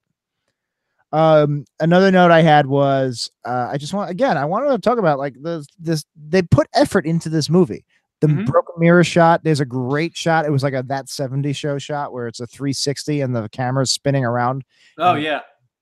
There's that's what's missing from a lot of these shitty B movies. And you watch these shitty B movies and they get made. And I don't know about you, Joe. But I'm always wondering, like, what I could do that. Like, if I made this movie, it would at the very least be as good as this. Right. And you wonder how these people get these jobs. And, as you get older, you realize how it's connections, it's raising money, it's blah, blah, blah, blah, blah. But like, it's so nice to see that somebody's like, all right, this is going to be a shitty straight to video movie, but they still put the effort in and it shows. And I appreciated that. I think that statement holds true for all of them. I highly recommend the other two as well. The third one is still my favorite. It's the first one I ever saw of the entire series. The third one. Third one, yeah. It's so much better than the first one, but I'm still trying to be a scary horror movie.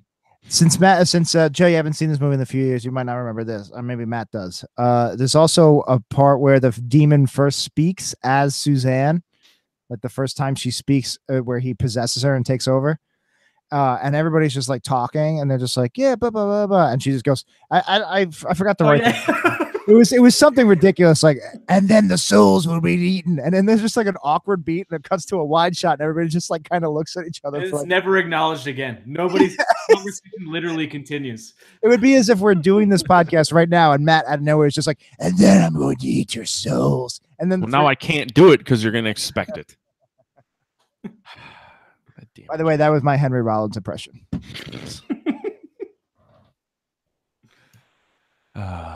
So I love the big guy, the big guy that starts the movie that I can't drives. remember what his fucking name is, but I really want to call him Haas. I know it's not. I wanted to write down every one of his lines because they were all good, but the only one I imagined. And with the word bitch. You're so horrible. Shut up, bitch. Shut up, bitch. Bitch.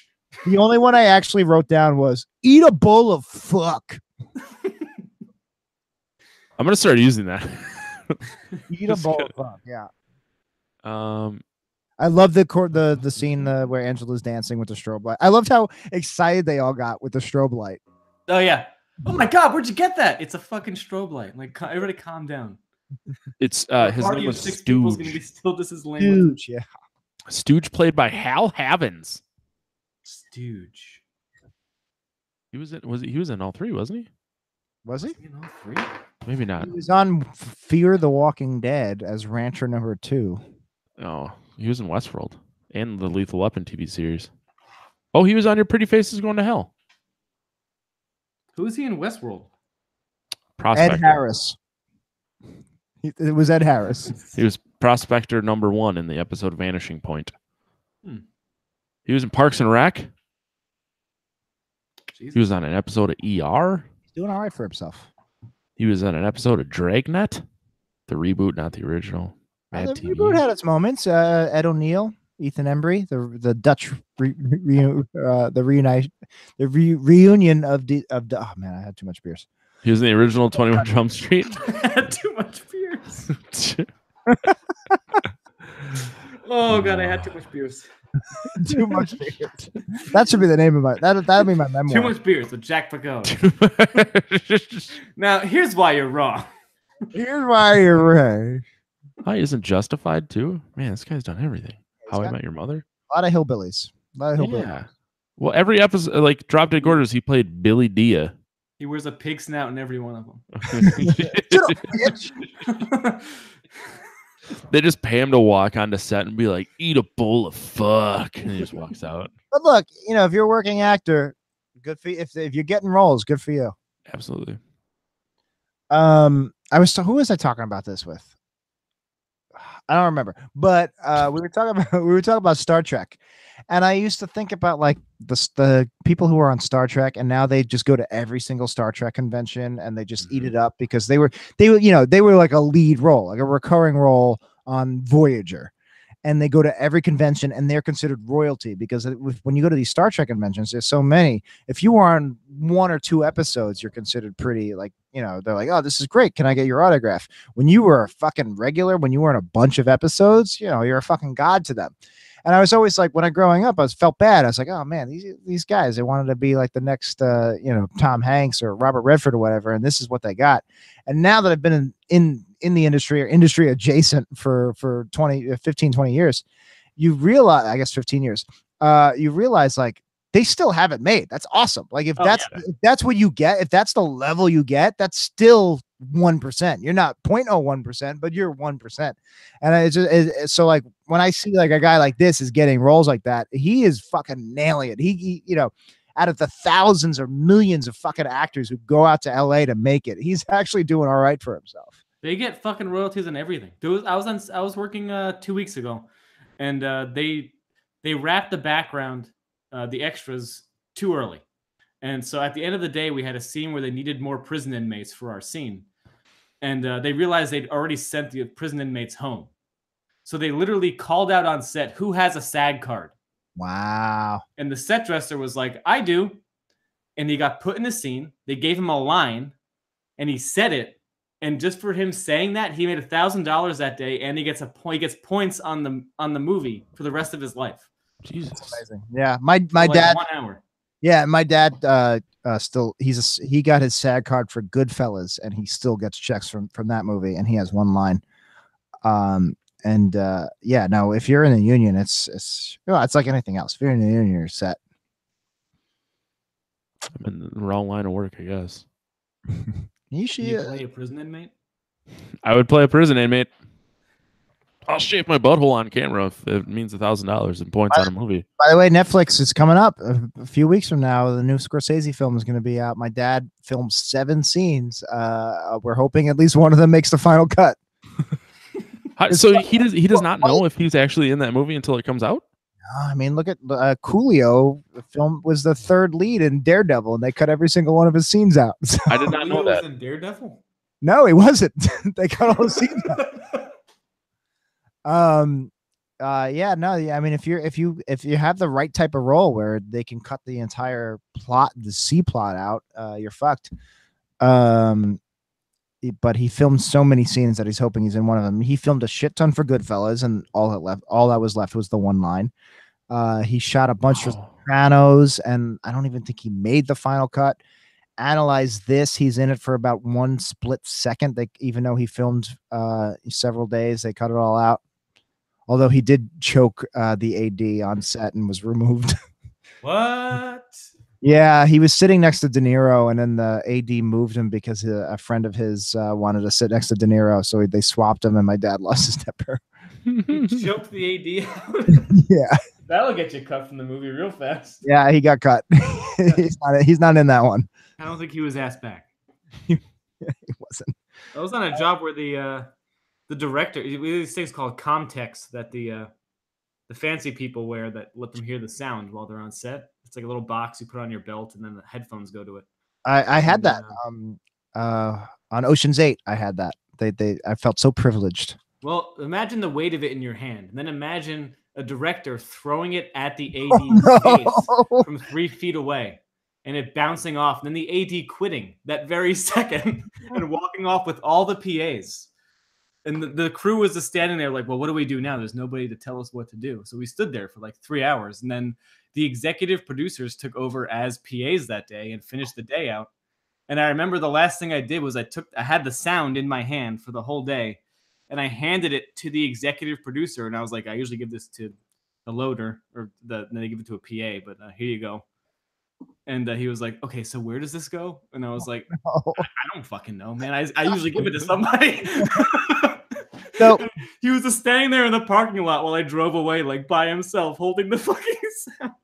That's amazing. So for the listeners, because I have a lot less set experience than you. I actually hate being on set. I mean, you probably do too, even though you do it for a living.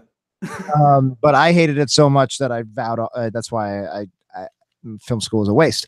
But I do know that that the assistant director, the AD, you would think he's like the number 2. You would think he's the assistant to the director, but he's not. He actually pretty much represents the producers. His job is to make sure everything gets done on time, and let's get the movie made, and let's keep under budget, and we really got to get this shot in. And he kind of is the check to the director. He's the producer's check to the director. Yep. So I know that, but I didn't, and I know production assistant, PA, is like the lowest of the low on the totem pole. It has the word production in the name, but I didn't realize that the PAs were all considered part of that team. So I'm surprised they all walked when the AD walked. PAs all work for the AD, yeah. I didn't realize that. I thought there would be different department PAs. No. Well, there are like, you have like a props department PA, but they're usually somebody training to be a props person. But like an actual like set PA is directly reporting to the AD. I guess that makes sense. Yeah, I never thought about that. See, you know what my least favorite being on set is? I hate when I'm on set and I have nothing to do when I'm not part of the set. Mm-hmm. So this happened. This actually happened on your wife's thesis film or junior film. It's happened on a lot of professional shoots. So like Ocean's 8. Or when my dad was filming the new Scorsese film, and my dad invited me on set, and basically you're a guest of the set. Yeah. And you're just in the way. That's all you are. You're just in the way. No way to not be in the way. It's just the worst feeling in the world, especially because I know like what these people are going through and what they're doing. And basically, you know, they think they're doing you a favor, especially the higher up. So like Ocean's 8, the top producer of the film is a friend of my father's, and they put me on set, and they were like, we want you to meet the screenwriter. We want you to meet the director. Maybe you can network, as if I could just be like, hi, I'm Jack. Give me a job, please. Yeah, exactly. And it was a nightmare, except actually the screenwriter was super friendly, and she was awesome. And she was talking to me for like 15 minutes. And I'm pretty sure she was going to be like, hey, what have you been working on? We should talk more, blah, blah, blah, blah. But then suddenly she looked past me and her eyes lit up, and she's like, oh, and her husband had decided to visit set that day, and she's like, "Oh my god!" She was hugging him, and then she was introducing him to everybody I was about to get introduced to. It was the worst. But you know, you just feel like you're in the fucking way. You are in the way, and I fucking work on set. I'm always in the way. It's a way to not be in the way on a film set. And I remember on The Irishman, the film my dad's filmed last year in Brooklyn, he had 2 PAs assigned to him. Like they were pretty much like that was their job, was to, you know, keep everywhere. And anyway, they're so deferential, and they're only oh god, I wanted to say they're my age, but I guess at this point they're like 10 years younger than me. Not. But they're so deferential, like Mr. Picone this way, you know, and they're being so polite, but at the same time, I know what they're thinking. I know how the gears are, and they're just like, get the fuck out of the way. Yeah. Oh, Mr. Picone, would you like to see the catering? It's like, Mr. Picone, would you get the fuck out of the way? Go eat something. You fucking idiot. Oh, I just hate being on, and even when on my own sets, I filmed a pilot, pretty big budget pilot. And I was the writer. I had nothing to do. I was the writer. I had literally nothing to do. And, you know, I would try to direct the actors once in a while and be like, well, you know, you could try doing the scene like this. And they'd be like, well, the director said it this way. And now I'm counteracting the director. And now it's even worse. Yeah, don't do that. I was like, you know what? Never mind. I'll be over here. I'm sorry, guys. Anyway, I should have never gone into film.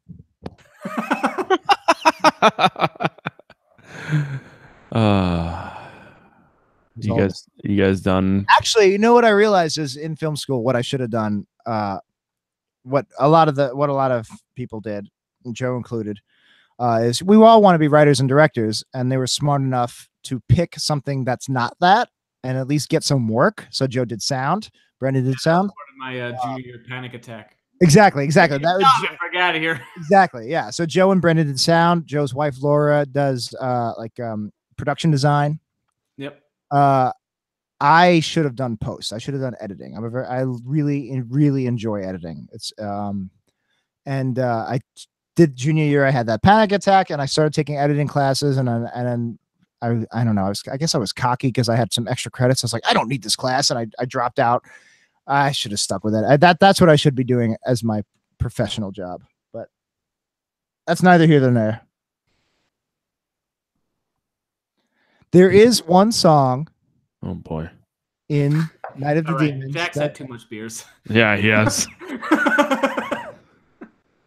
There's a Bauhaus song in Night of the Demons.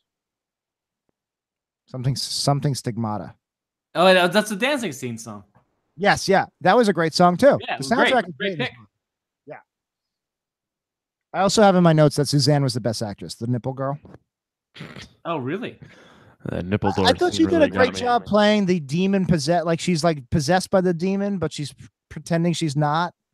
Oh, okay. Like when like the one-liner scene where she ends the conversation.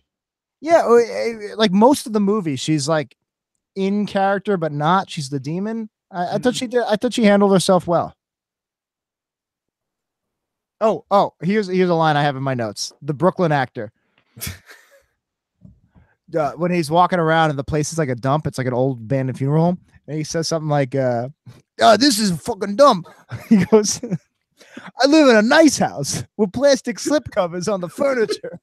A guy like me would be caught dead in a place like this. Yeah, exactly. Yeah. And as someone whose grandmother had plastic covers on all the furniture, that right here. I was a little unclear on what how the demons came about, and like the whole like inciting into the film. That was a little. Well, Angela clarifies that by saying that it's a house possessed, not a haunted house. So it was there from the get go. Like I know there's something about the Indians that live there. It's just like they're demons who have always been there. So when they did the seance, that opened it up, or it would have happened anyway? I think that's unclear. That is kind of unclear. If they would have, it's kind of like, did they summon it, or was it because it was Halloween? Did the fucking demon come out? That's one night that it can come out. because they all happened to die be in when the wrong place at the sunrise. wrong time. Yeah, when it becomes November 1st, they all die. Yeah, it was. They literally could have had their Halloween party the day after Halloween and been totally fine. That did not happen. If Halloween didn't land on a weekend that day, that year. Only it was a different year. Another note I had was, I was surprised that Roger ended up being the one of the final two. Yeah, he kind of comes into his own at the end there. I was happy about that. I thought he'd be one of the first to go, and he wasn't. He was not. He's the first one to leave, so in a way, he was the first one to go, and it ended up saving his ass. Have you guys played Dead by Daylight? Yes. No. Matt's played it. Yeah, I have it on PC. The outside of the house, the whole setting reminded me of that video. So Dead by Daylight is a game. I guess it's current gen, right? Current gen, yeah. Current gen game. It's a multiplayer. It's 4-on-1. Multiplayer. 4 people play as very, very weak, not teenagers, but just like people. And then there's one player who plays a very overpowered but slow serial killer. And there's like 8 different types. You could be Michael Myers. You could be a witch. You could be Leatherface. Yeah, they ended up. I think they have like Freddy Krueger and shit. So what happened was Friday the 13th, the game got announced, and then basically this company was like, "We need to fucking make a game first that's all like the same concept," and that's how Dead by Daylight came out. It was fun, but it's very monotonous and it gets very old very quick. Yeah, and now it's kind of spawned like an entire genre of slasher. So like, there's another one that's coming out later this fall called Last Year, The Nightmare. And I think it looks like it's gonna be really fucking good. Well, I love the genre. I never got to play Friday the 13th, but I certainly watched my share of it on Twitch. It's free on PlayStation Plus this month, which you don't have a PlayStation, so that doesn't matter to you. I know. And I know you've had the creator of the game on your show. Yep. And Friday the 13th, I was obsessed with. That's why the reason I got Dead by Daylight was it was on sale one day for like $15. Yeah. But I love the game. I love the idea of it's a survival horror. You basically have to use your wits. You have to coordinate with the other 3 players and be like, all right, you distract him while I unlock this door and so we can get the fuck out of here. And it's a random map. Every time you play, the map is randomized, but it's always got the same constant. There's a house in the middle and there's a brick wall around the whole perimeter. And when the brick wall suddenly appears out of nowhere in this movie, it totally reminded me of that game where they're like, we gotta get the fuck out, and you can't get out, so basically all you can do is hide. That's the game. That's the whole fucking, not the game, that's the whole genre of game. So I highly recommend it. If anybody liked this movie, try one of these games, either Dead by Daylight or Friday the 13th. Is Friday the 13th still out? Didn't they have problems? They pulled the franchise in, so they can't update it, but it still exists. Can I still buy it? Yes. So like I said 37 seconds ago, it's free on PlayStation Plus this month. Oh no, on Xbox. I know. It's still available on Xbox, yeah. So you can buy it. They're just not adding content. Like they had when it first came out, there was they added purple NES Jason, which was awesome. Yeah, but it was just a skin on a different character, so it was meh. I did like the idea that there were different Jasons with different abilities, like Jason. Yes. So Jason that had like he was a superpowered Jason. Yep. By this point, there's Jason from like Friday the 13th 1 through 9. They were working on Uber Jason, I believe, when the rights got pulled and all that shit. But gotta get Uber Jason in there. I know. So Erica from Apex and the Abyss, her husband and her and I were playing Fortnite the other night, like randomly. I had to do work and my PlayStation's hooked up to my computer monitor now. Fortnite. Like I can work and whatever. So I told her because she wanted to get it. I'm like, we should fucking live stream us playing Friday the 13th because she has like 950 million listeners because she does true crime and I have 7 because I do a horror movie podcast. True crime's the way to go. Fuck yeah, it is. So her and I were talking about live streaming us playing Friday the 13th. Figure there might be an audience for that. Matt, when I go on my killing spree and just lose it and just kill everybody, I give you all rights, podcast rights. Okay. Yeah. We'll do an 8-part series on the life of Jack Picone. Here's why you're dead. A Jack Picone true life. Here's why you're wrong and why you're dead. By Jack Picone. Here's something I've never seen in a horror movie, in a movie that I can think of that was like really hard to watch. And I was like, oh, this should be. I can't believe I've never seen this before. When they had to climb barbed wire like a rope. Oh yeah, that was fucking visceral. Mm-hmm. was good though. I liked it. Turned me on. Another note I had was great makeup. Special effects were great in this movie. Especially those fake boobs. Could have fooled me. I give the fake nipples an 8 of 8. Why 8? And I love the power ballad at the end. Why not? Because boobs work in pairs. And 10 is too many. There's a really dumb joke I used to do. God, it must have been 5th grade. It was early on. Maybe it was in junior high. But I used to do it with a buddy of mine from elementary school, and we were obsessed with Married with Children. And it was when Al Bundy was trying to fall asleep, and he wouldn't count sheep; he'd count "quote unquote" hooters. And he would count by 2s. And I remember the joke. Some random episode. They've had 250 episodes. And he would go, I'm just going to count hooters to fall asleep. 2, 4, 6, 8. Ooh, twins. 12. and like that, for whatever reason, that stuck with me. And me and my 10-year-old best friend, we would do this when we were like in an assembly and really bored. We were just like, all right, we're just going to count hooters. So I'm staring at the internet. This is a complete departure from what we're talking about. Apparently, a rapper had to go to the hospital because he ate too many Flamin' Hot Cheetos. Yes, I saw that. Yeah.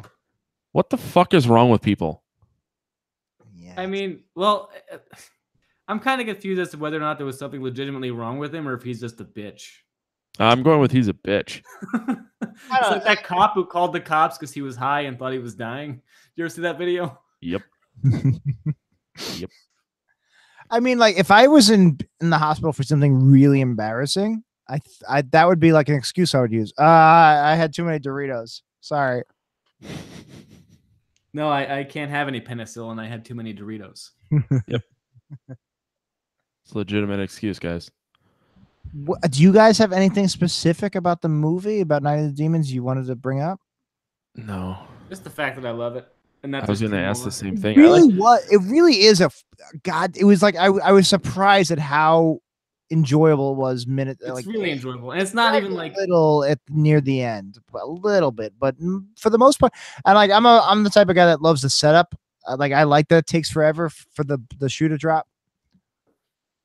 The reason why I like this movie is because it's the movie that everybody wants to put on at a Halloween party and they think it's gonna be really fun, and then they're all just like, eh.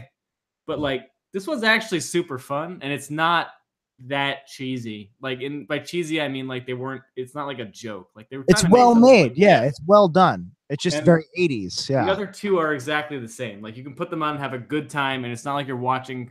Because like watching a bad movie is always like a weird grab bag where like there's certain parts that are funny, but the rest of it is kind of like a waste of fucking time.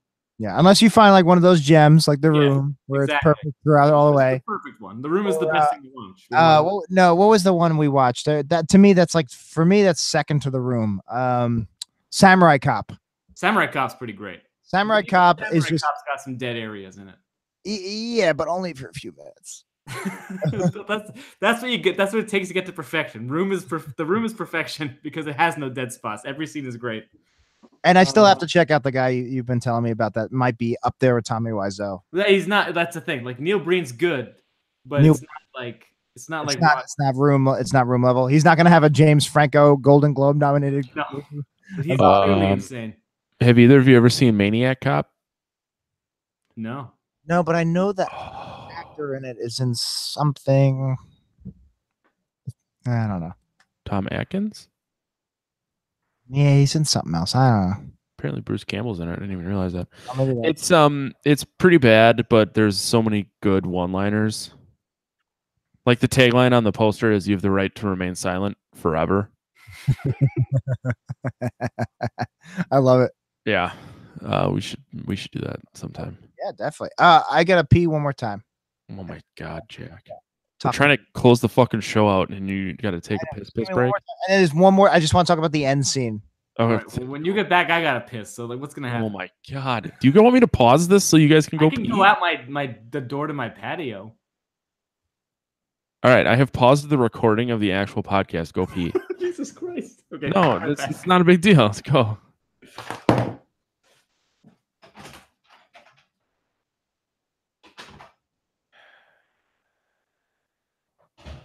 Sure, this makes for great YouTube watching. Just a piss break.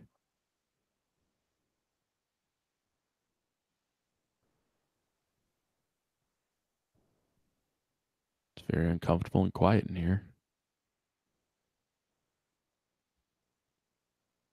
Wish I had another beer.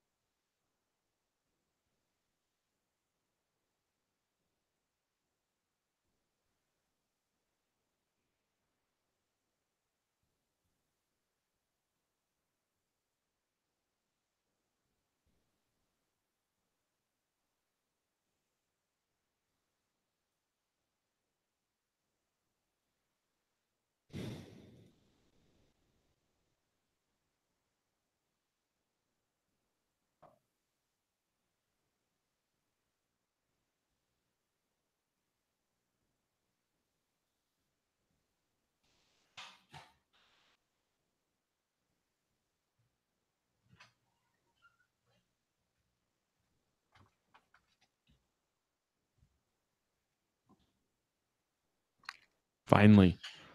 Our one viewer left because you guys were both taking piss breaks. Oh, we both went? Yeah, I told Joe, I'm like, I'll just pause it. So I paused it real quick, and then we had one viewer, and I was trying to like talk. Who was the viewer? I have no idea. Just saw the viewer just turn to a 0. I was like, fuck, we lost. Sorry about that. I told you I was going to pee more than I was going to get up to get beers. No, it's fine. I was pleading with whomever it was to talk to me in the chat, and they never did. Joe, who's the image you use for your picture there? That is a still from Twins of Evil. God damn, man. Fantastic movie. It looks like Michael Shannon. It does, doesn't it? No, it's the very end of a very slow zoom that happens on that man's face while he's making that face. He sees a dead body. Matt's got to have you back on, and you got to cover that movie. I'll watch Twins of Evil any goddamn day of the week. I love that movie. Yeah, I'm down. Jack, you want to talk about that last scene, and then we can wrap this thing up? I want to talk about the bookends. I love like the old man that starts and ends the movie. What an odd choice, but I like it. It mixes things up a bit. So I guess I need an explanation as to what happened. He filled the apples with razor blades because he wanted all the children to die, and then I missed that in the beginning. I saw him talk to the package like, "Yeah, they're gonna get theirs tonight." Yeah, I didn't realize it until the end. So I guess he was putting razor blades in all the apples, which is like a cliche thing that might happen to kids back when they actually got apple. I did get apples when I was growing up, trick or treating. I did get 1 or 2. I'm not old. There's always a candy apple lady in our town who would make them. My mom would make me cut it open every fucking year to make sure there wasn't a razor blade in it. Real? So like, I guess there was somebody at some point actually putting razor blades in these apples. I think it's a fucking urban legend. I don't think it ever happened once. It's a very weird, like, and how do you get it in without it realizing? Like just by Halloween magic, I guess. You grow the apple around a razor. But anyway, I guess this grumpy old man who hates everybody is putting razor blades, and he gets his when his wife cooks an apple pie with his leftover apples, and he realizes it, and he swallows the razors, and they slit his throat from the inside, and he dies. That was pretty cool looking. It was awesome looking. Great. I don't know how you would not notice you were swallowing a full-blown razor blade in your fucking apple pie before you swallowed it. Also, either the wife is really dumb, or what I'm guessing is she knew she was killing him. I feel like that's the second one. Yeah, it seemed like she was pretty into it. But before it happened, like basically they spend a good 4 minutes where he's just like, "How was your day, honey?" He's like, these kids, and he's just sitting down and eating, and it takes a while for it to happen. I was like, is this just gonna end like No Country for Old Men? He just like gives a speech. He's just like, the kids today, and then the movie just ends. Thankfully, his throat explodes in blood, but it was a interesting bookend to the movie. But I'm glad it's there. It really did shake it up just enough to make the whole movie flow. Yeah, it's a weird. I totally didn't even remember that when I rewatched it last night. I did not remember that character at all, or the Blades thing, or anything. I totally forgot about him. And then when he comes back at the end, and the two survivors are all fucked up and beat up, and they're limping home, and he's like, you fucking kids. I loved it. Do you have anything else you want to say about the movie? Just that old man is probably so angry at kids because they jizz on his face all day at the post office. He was one day from retirement. It was one day away. God, it's everywhere. It's all over the money. I can't give this out now.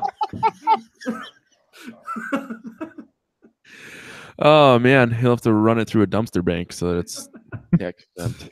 Future is dumpster banks, not Bitcoin. Start mining yours today. Look, I mine 3 times a day. Give me a break. You mine dumpster coin? That's the next coin that we're gonna bring to market is dumpster coin. Yeah, all you need for your rig to mine it is a fucking shovel. Wow, that's awesome. So I guess real quick, we're gonna rate this on a 0 to 5 scale. Pretty self-explanatory, yeah. Oh, I give it a 5. I was gonna say you're gonna give it a 5. I know that. Jack, how about you? It's just we're not doing subcategories anymore, right? No, I got really sick of explaining it and trying to correlate it to masturbating. 0 to 5. Gosh, 4. Wow. Do we do halves? Do we do half points on the show? You can do half point. 3.5. 3.5. Okay. I could go 4, but I've covered Jaws and Tremors on the show, and as much as I love this movie, it's no Jaws. I've seen Jaws or Tremors, sir, and you are no Jaws or Tremors. I don't disagree. I mean, I gave it a 3. It's a really good movie, and I think it's really funny. And I will likely watch the 2 sequels and potentially the remake. But I do like Eddie Furlong. Yeah, that was the selling point. You're not gonna like him in this one. It's Fat Eddie Furlong. He's checked out the whole time. I don't think any of the things he says in it are his lines. It's not Pet Sematary 2. It's brutal. The remake is brutal. Not in a good way. No, it's pretty good. You should watch it. Is the nipple door scene in the new one? I don't know. I've only watched the remake one time a long time ago. I honestly couldn't tell you.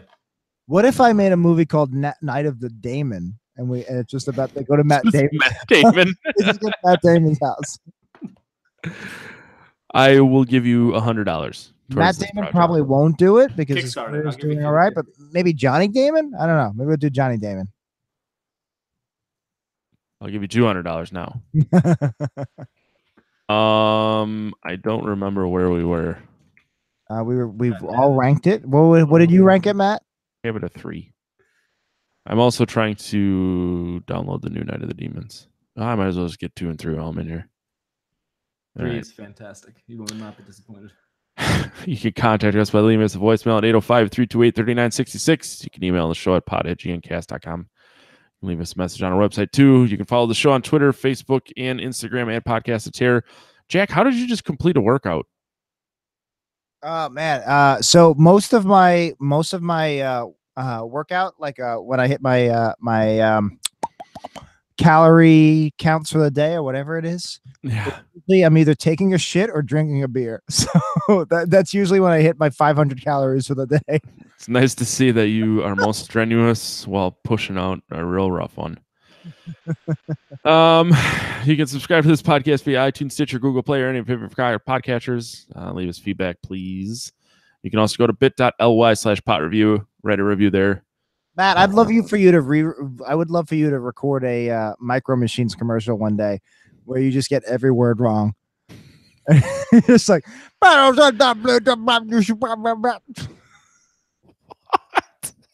those Micro Machines commercials? World's Fastest Talker. I'm gonna look it up right now.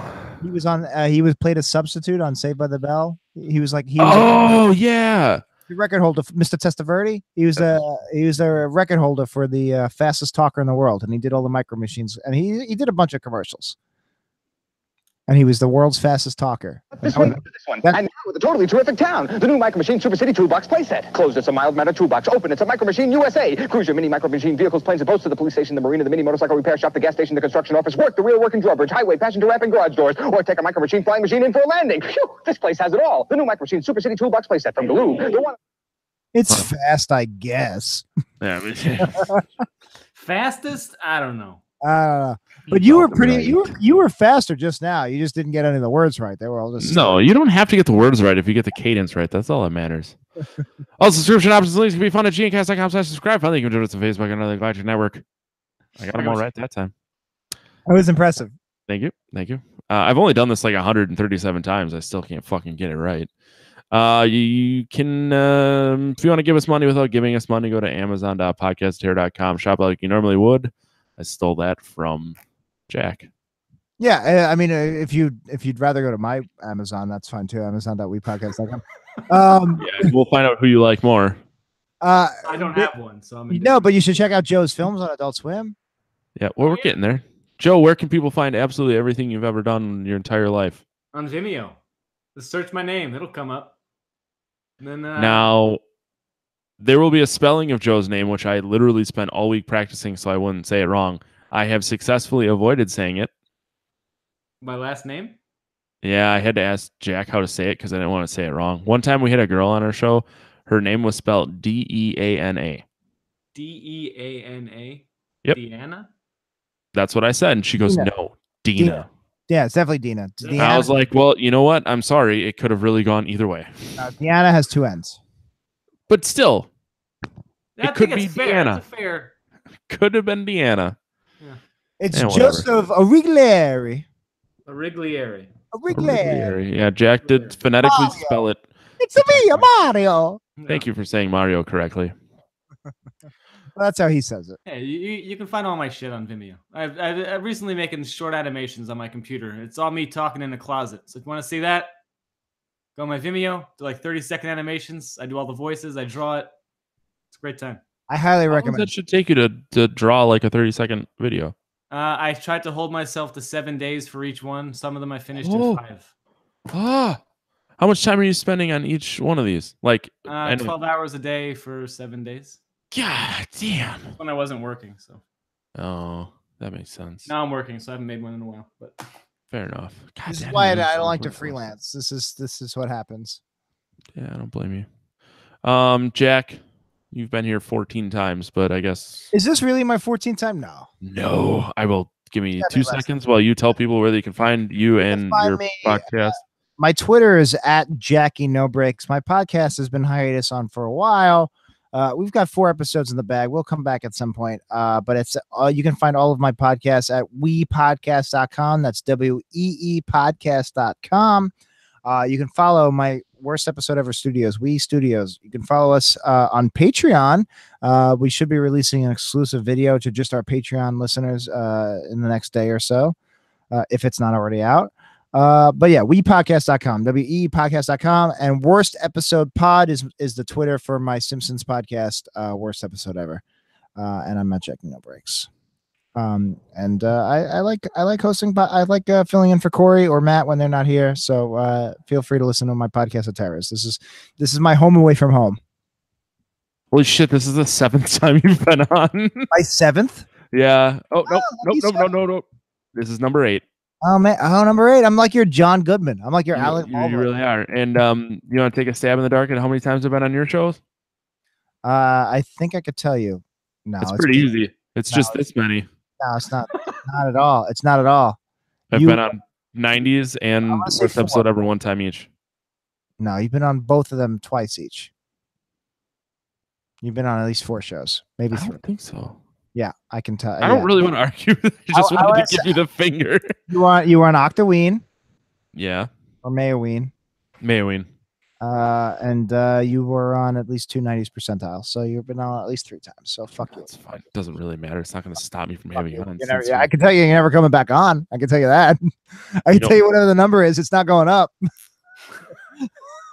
I was just going to talk about how excited I was that you were going to come back next week because I waited until this afternoon to find a guest host for next week.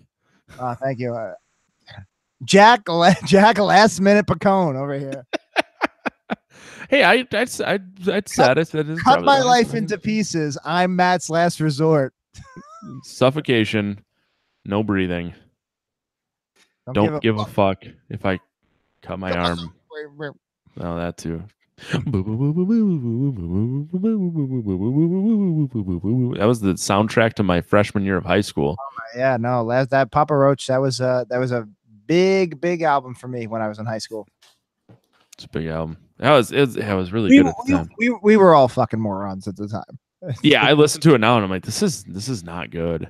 No, I really felt for the second single, "Broken Home," because I come from a broken home. So when he screamed "Broken Home," that really felt. I was like, I was right there with him. I was like, yeah, you nailed it. That's the emotion right there. You yelling "Broken Home." That's how that sums it all up. Sweet. Where's his Grammy? Did they not get one? I don't think they deserve one, but I assume that all shit bands get them these days. Who knows? Daytime. You got a daytime Emmy, I'm sure. I remember one. I think they took. Was it them? Somebody took a shit on stage during a concert. Was it Papa Roach? I feel like it was Papa. Somebody took a shit on stage. They were like, they were not happy, and they pooped on stage. Yep. Papa Roach, bring the shit, literally. 2009. That'll be me one day. If I ever do a live worst episode ever, I'm just gonna take a shit on stage. I can confirm the Papa Roach story. The smell was dreadful and security were livid.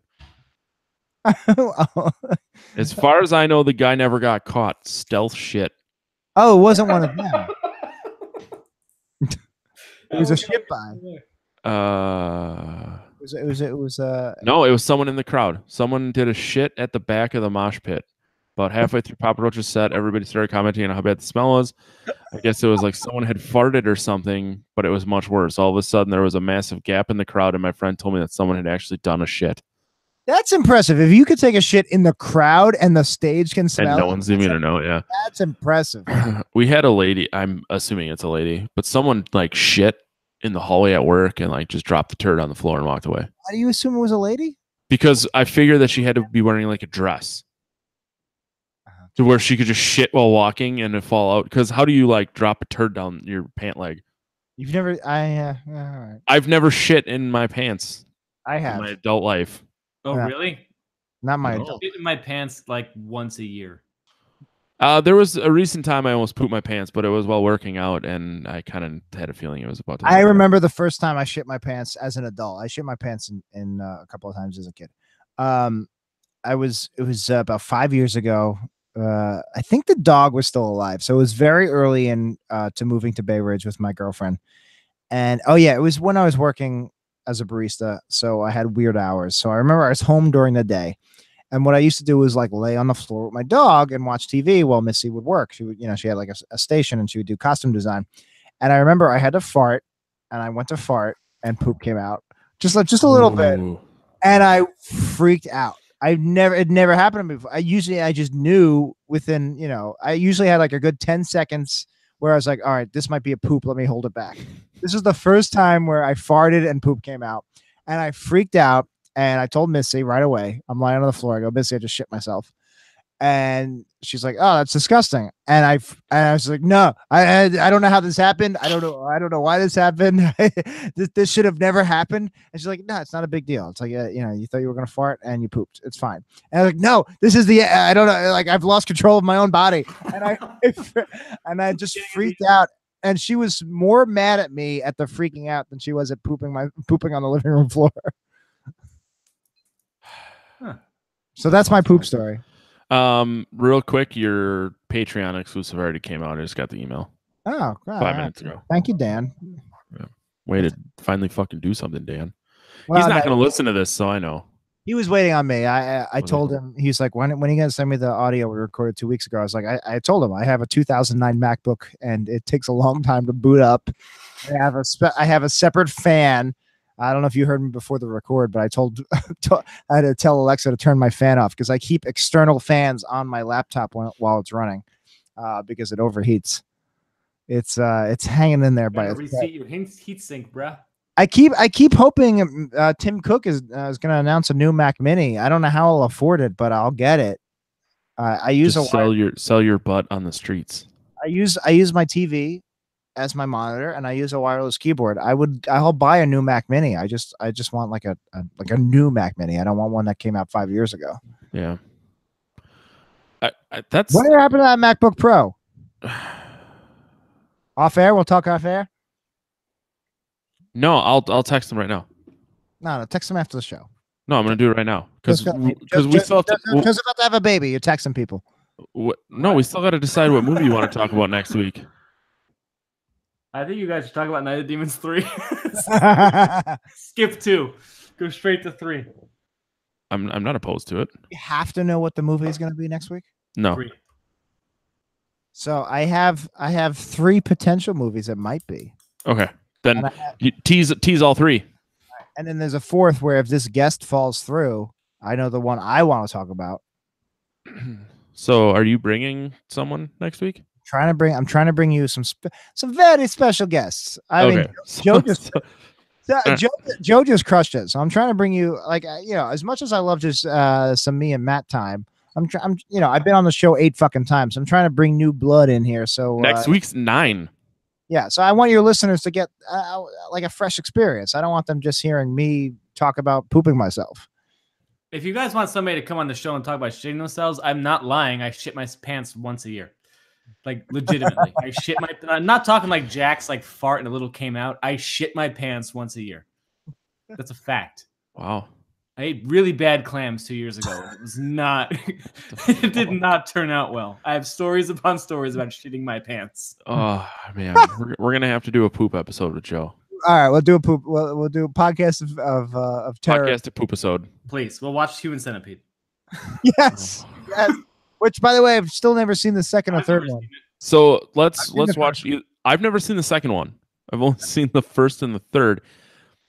Spoiler alert, best line in the third one is when he's eating the guy's balls and he just goes, power food. It's true. It's true. I feel like you don't need to see the second if you saw the third. The first one is 3 people strung ass to mouth. The second one, I believe, is 12, and the third one is something like 100. So if you saw the third one, you don't need to see the second one. Well, so every movie like takes place inside of the previous film's world. So like Human Centipede 2, the guy's obsessed with 1 and that's why he's doing it. And Human Centipede 3, the guy's obsessed with 2 and that's why he's doing it. Yeah. So I kind of want to see 2 for that reason. And that's to say I saw them all. Well, anyway, here's the movie I want to cover at some point on this show. I already mentioned it earlier. Mother by Darren. Yeah. That's the movie I want to watch.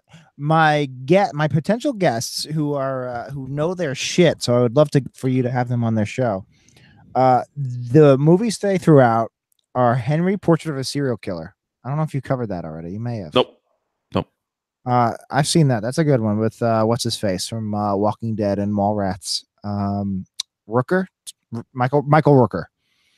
That's interesting. That's a good movie.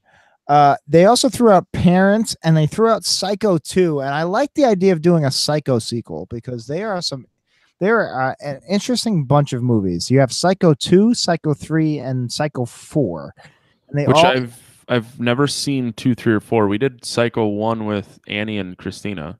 Right, and I love the first Psycho, Hitchcock. I mean, it's Hitchcock. They're all very interesting because they all still star Anthony. I'm blanking on his name. The star of the movies. Hopkins. No, not Anthony Hopkins. Anthony Bourdain before he killed himself. Oh my God. No. Who calls him? After he just post-suicide Anthony Bourdain. It's like Weekend at Bernie's, but with Anthony Bourdain's body. Weekend at Bourdain's. I would watch Weekend at Bourdain's. Oh no, we've upset someone. It's all right. They'll live. Unlike him, they'll live. Oh,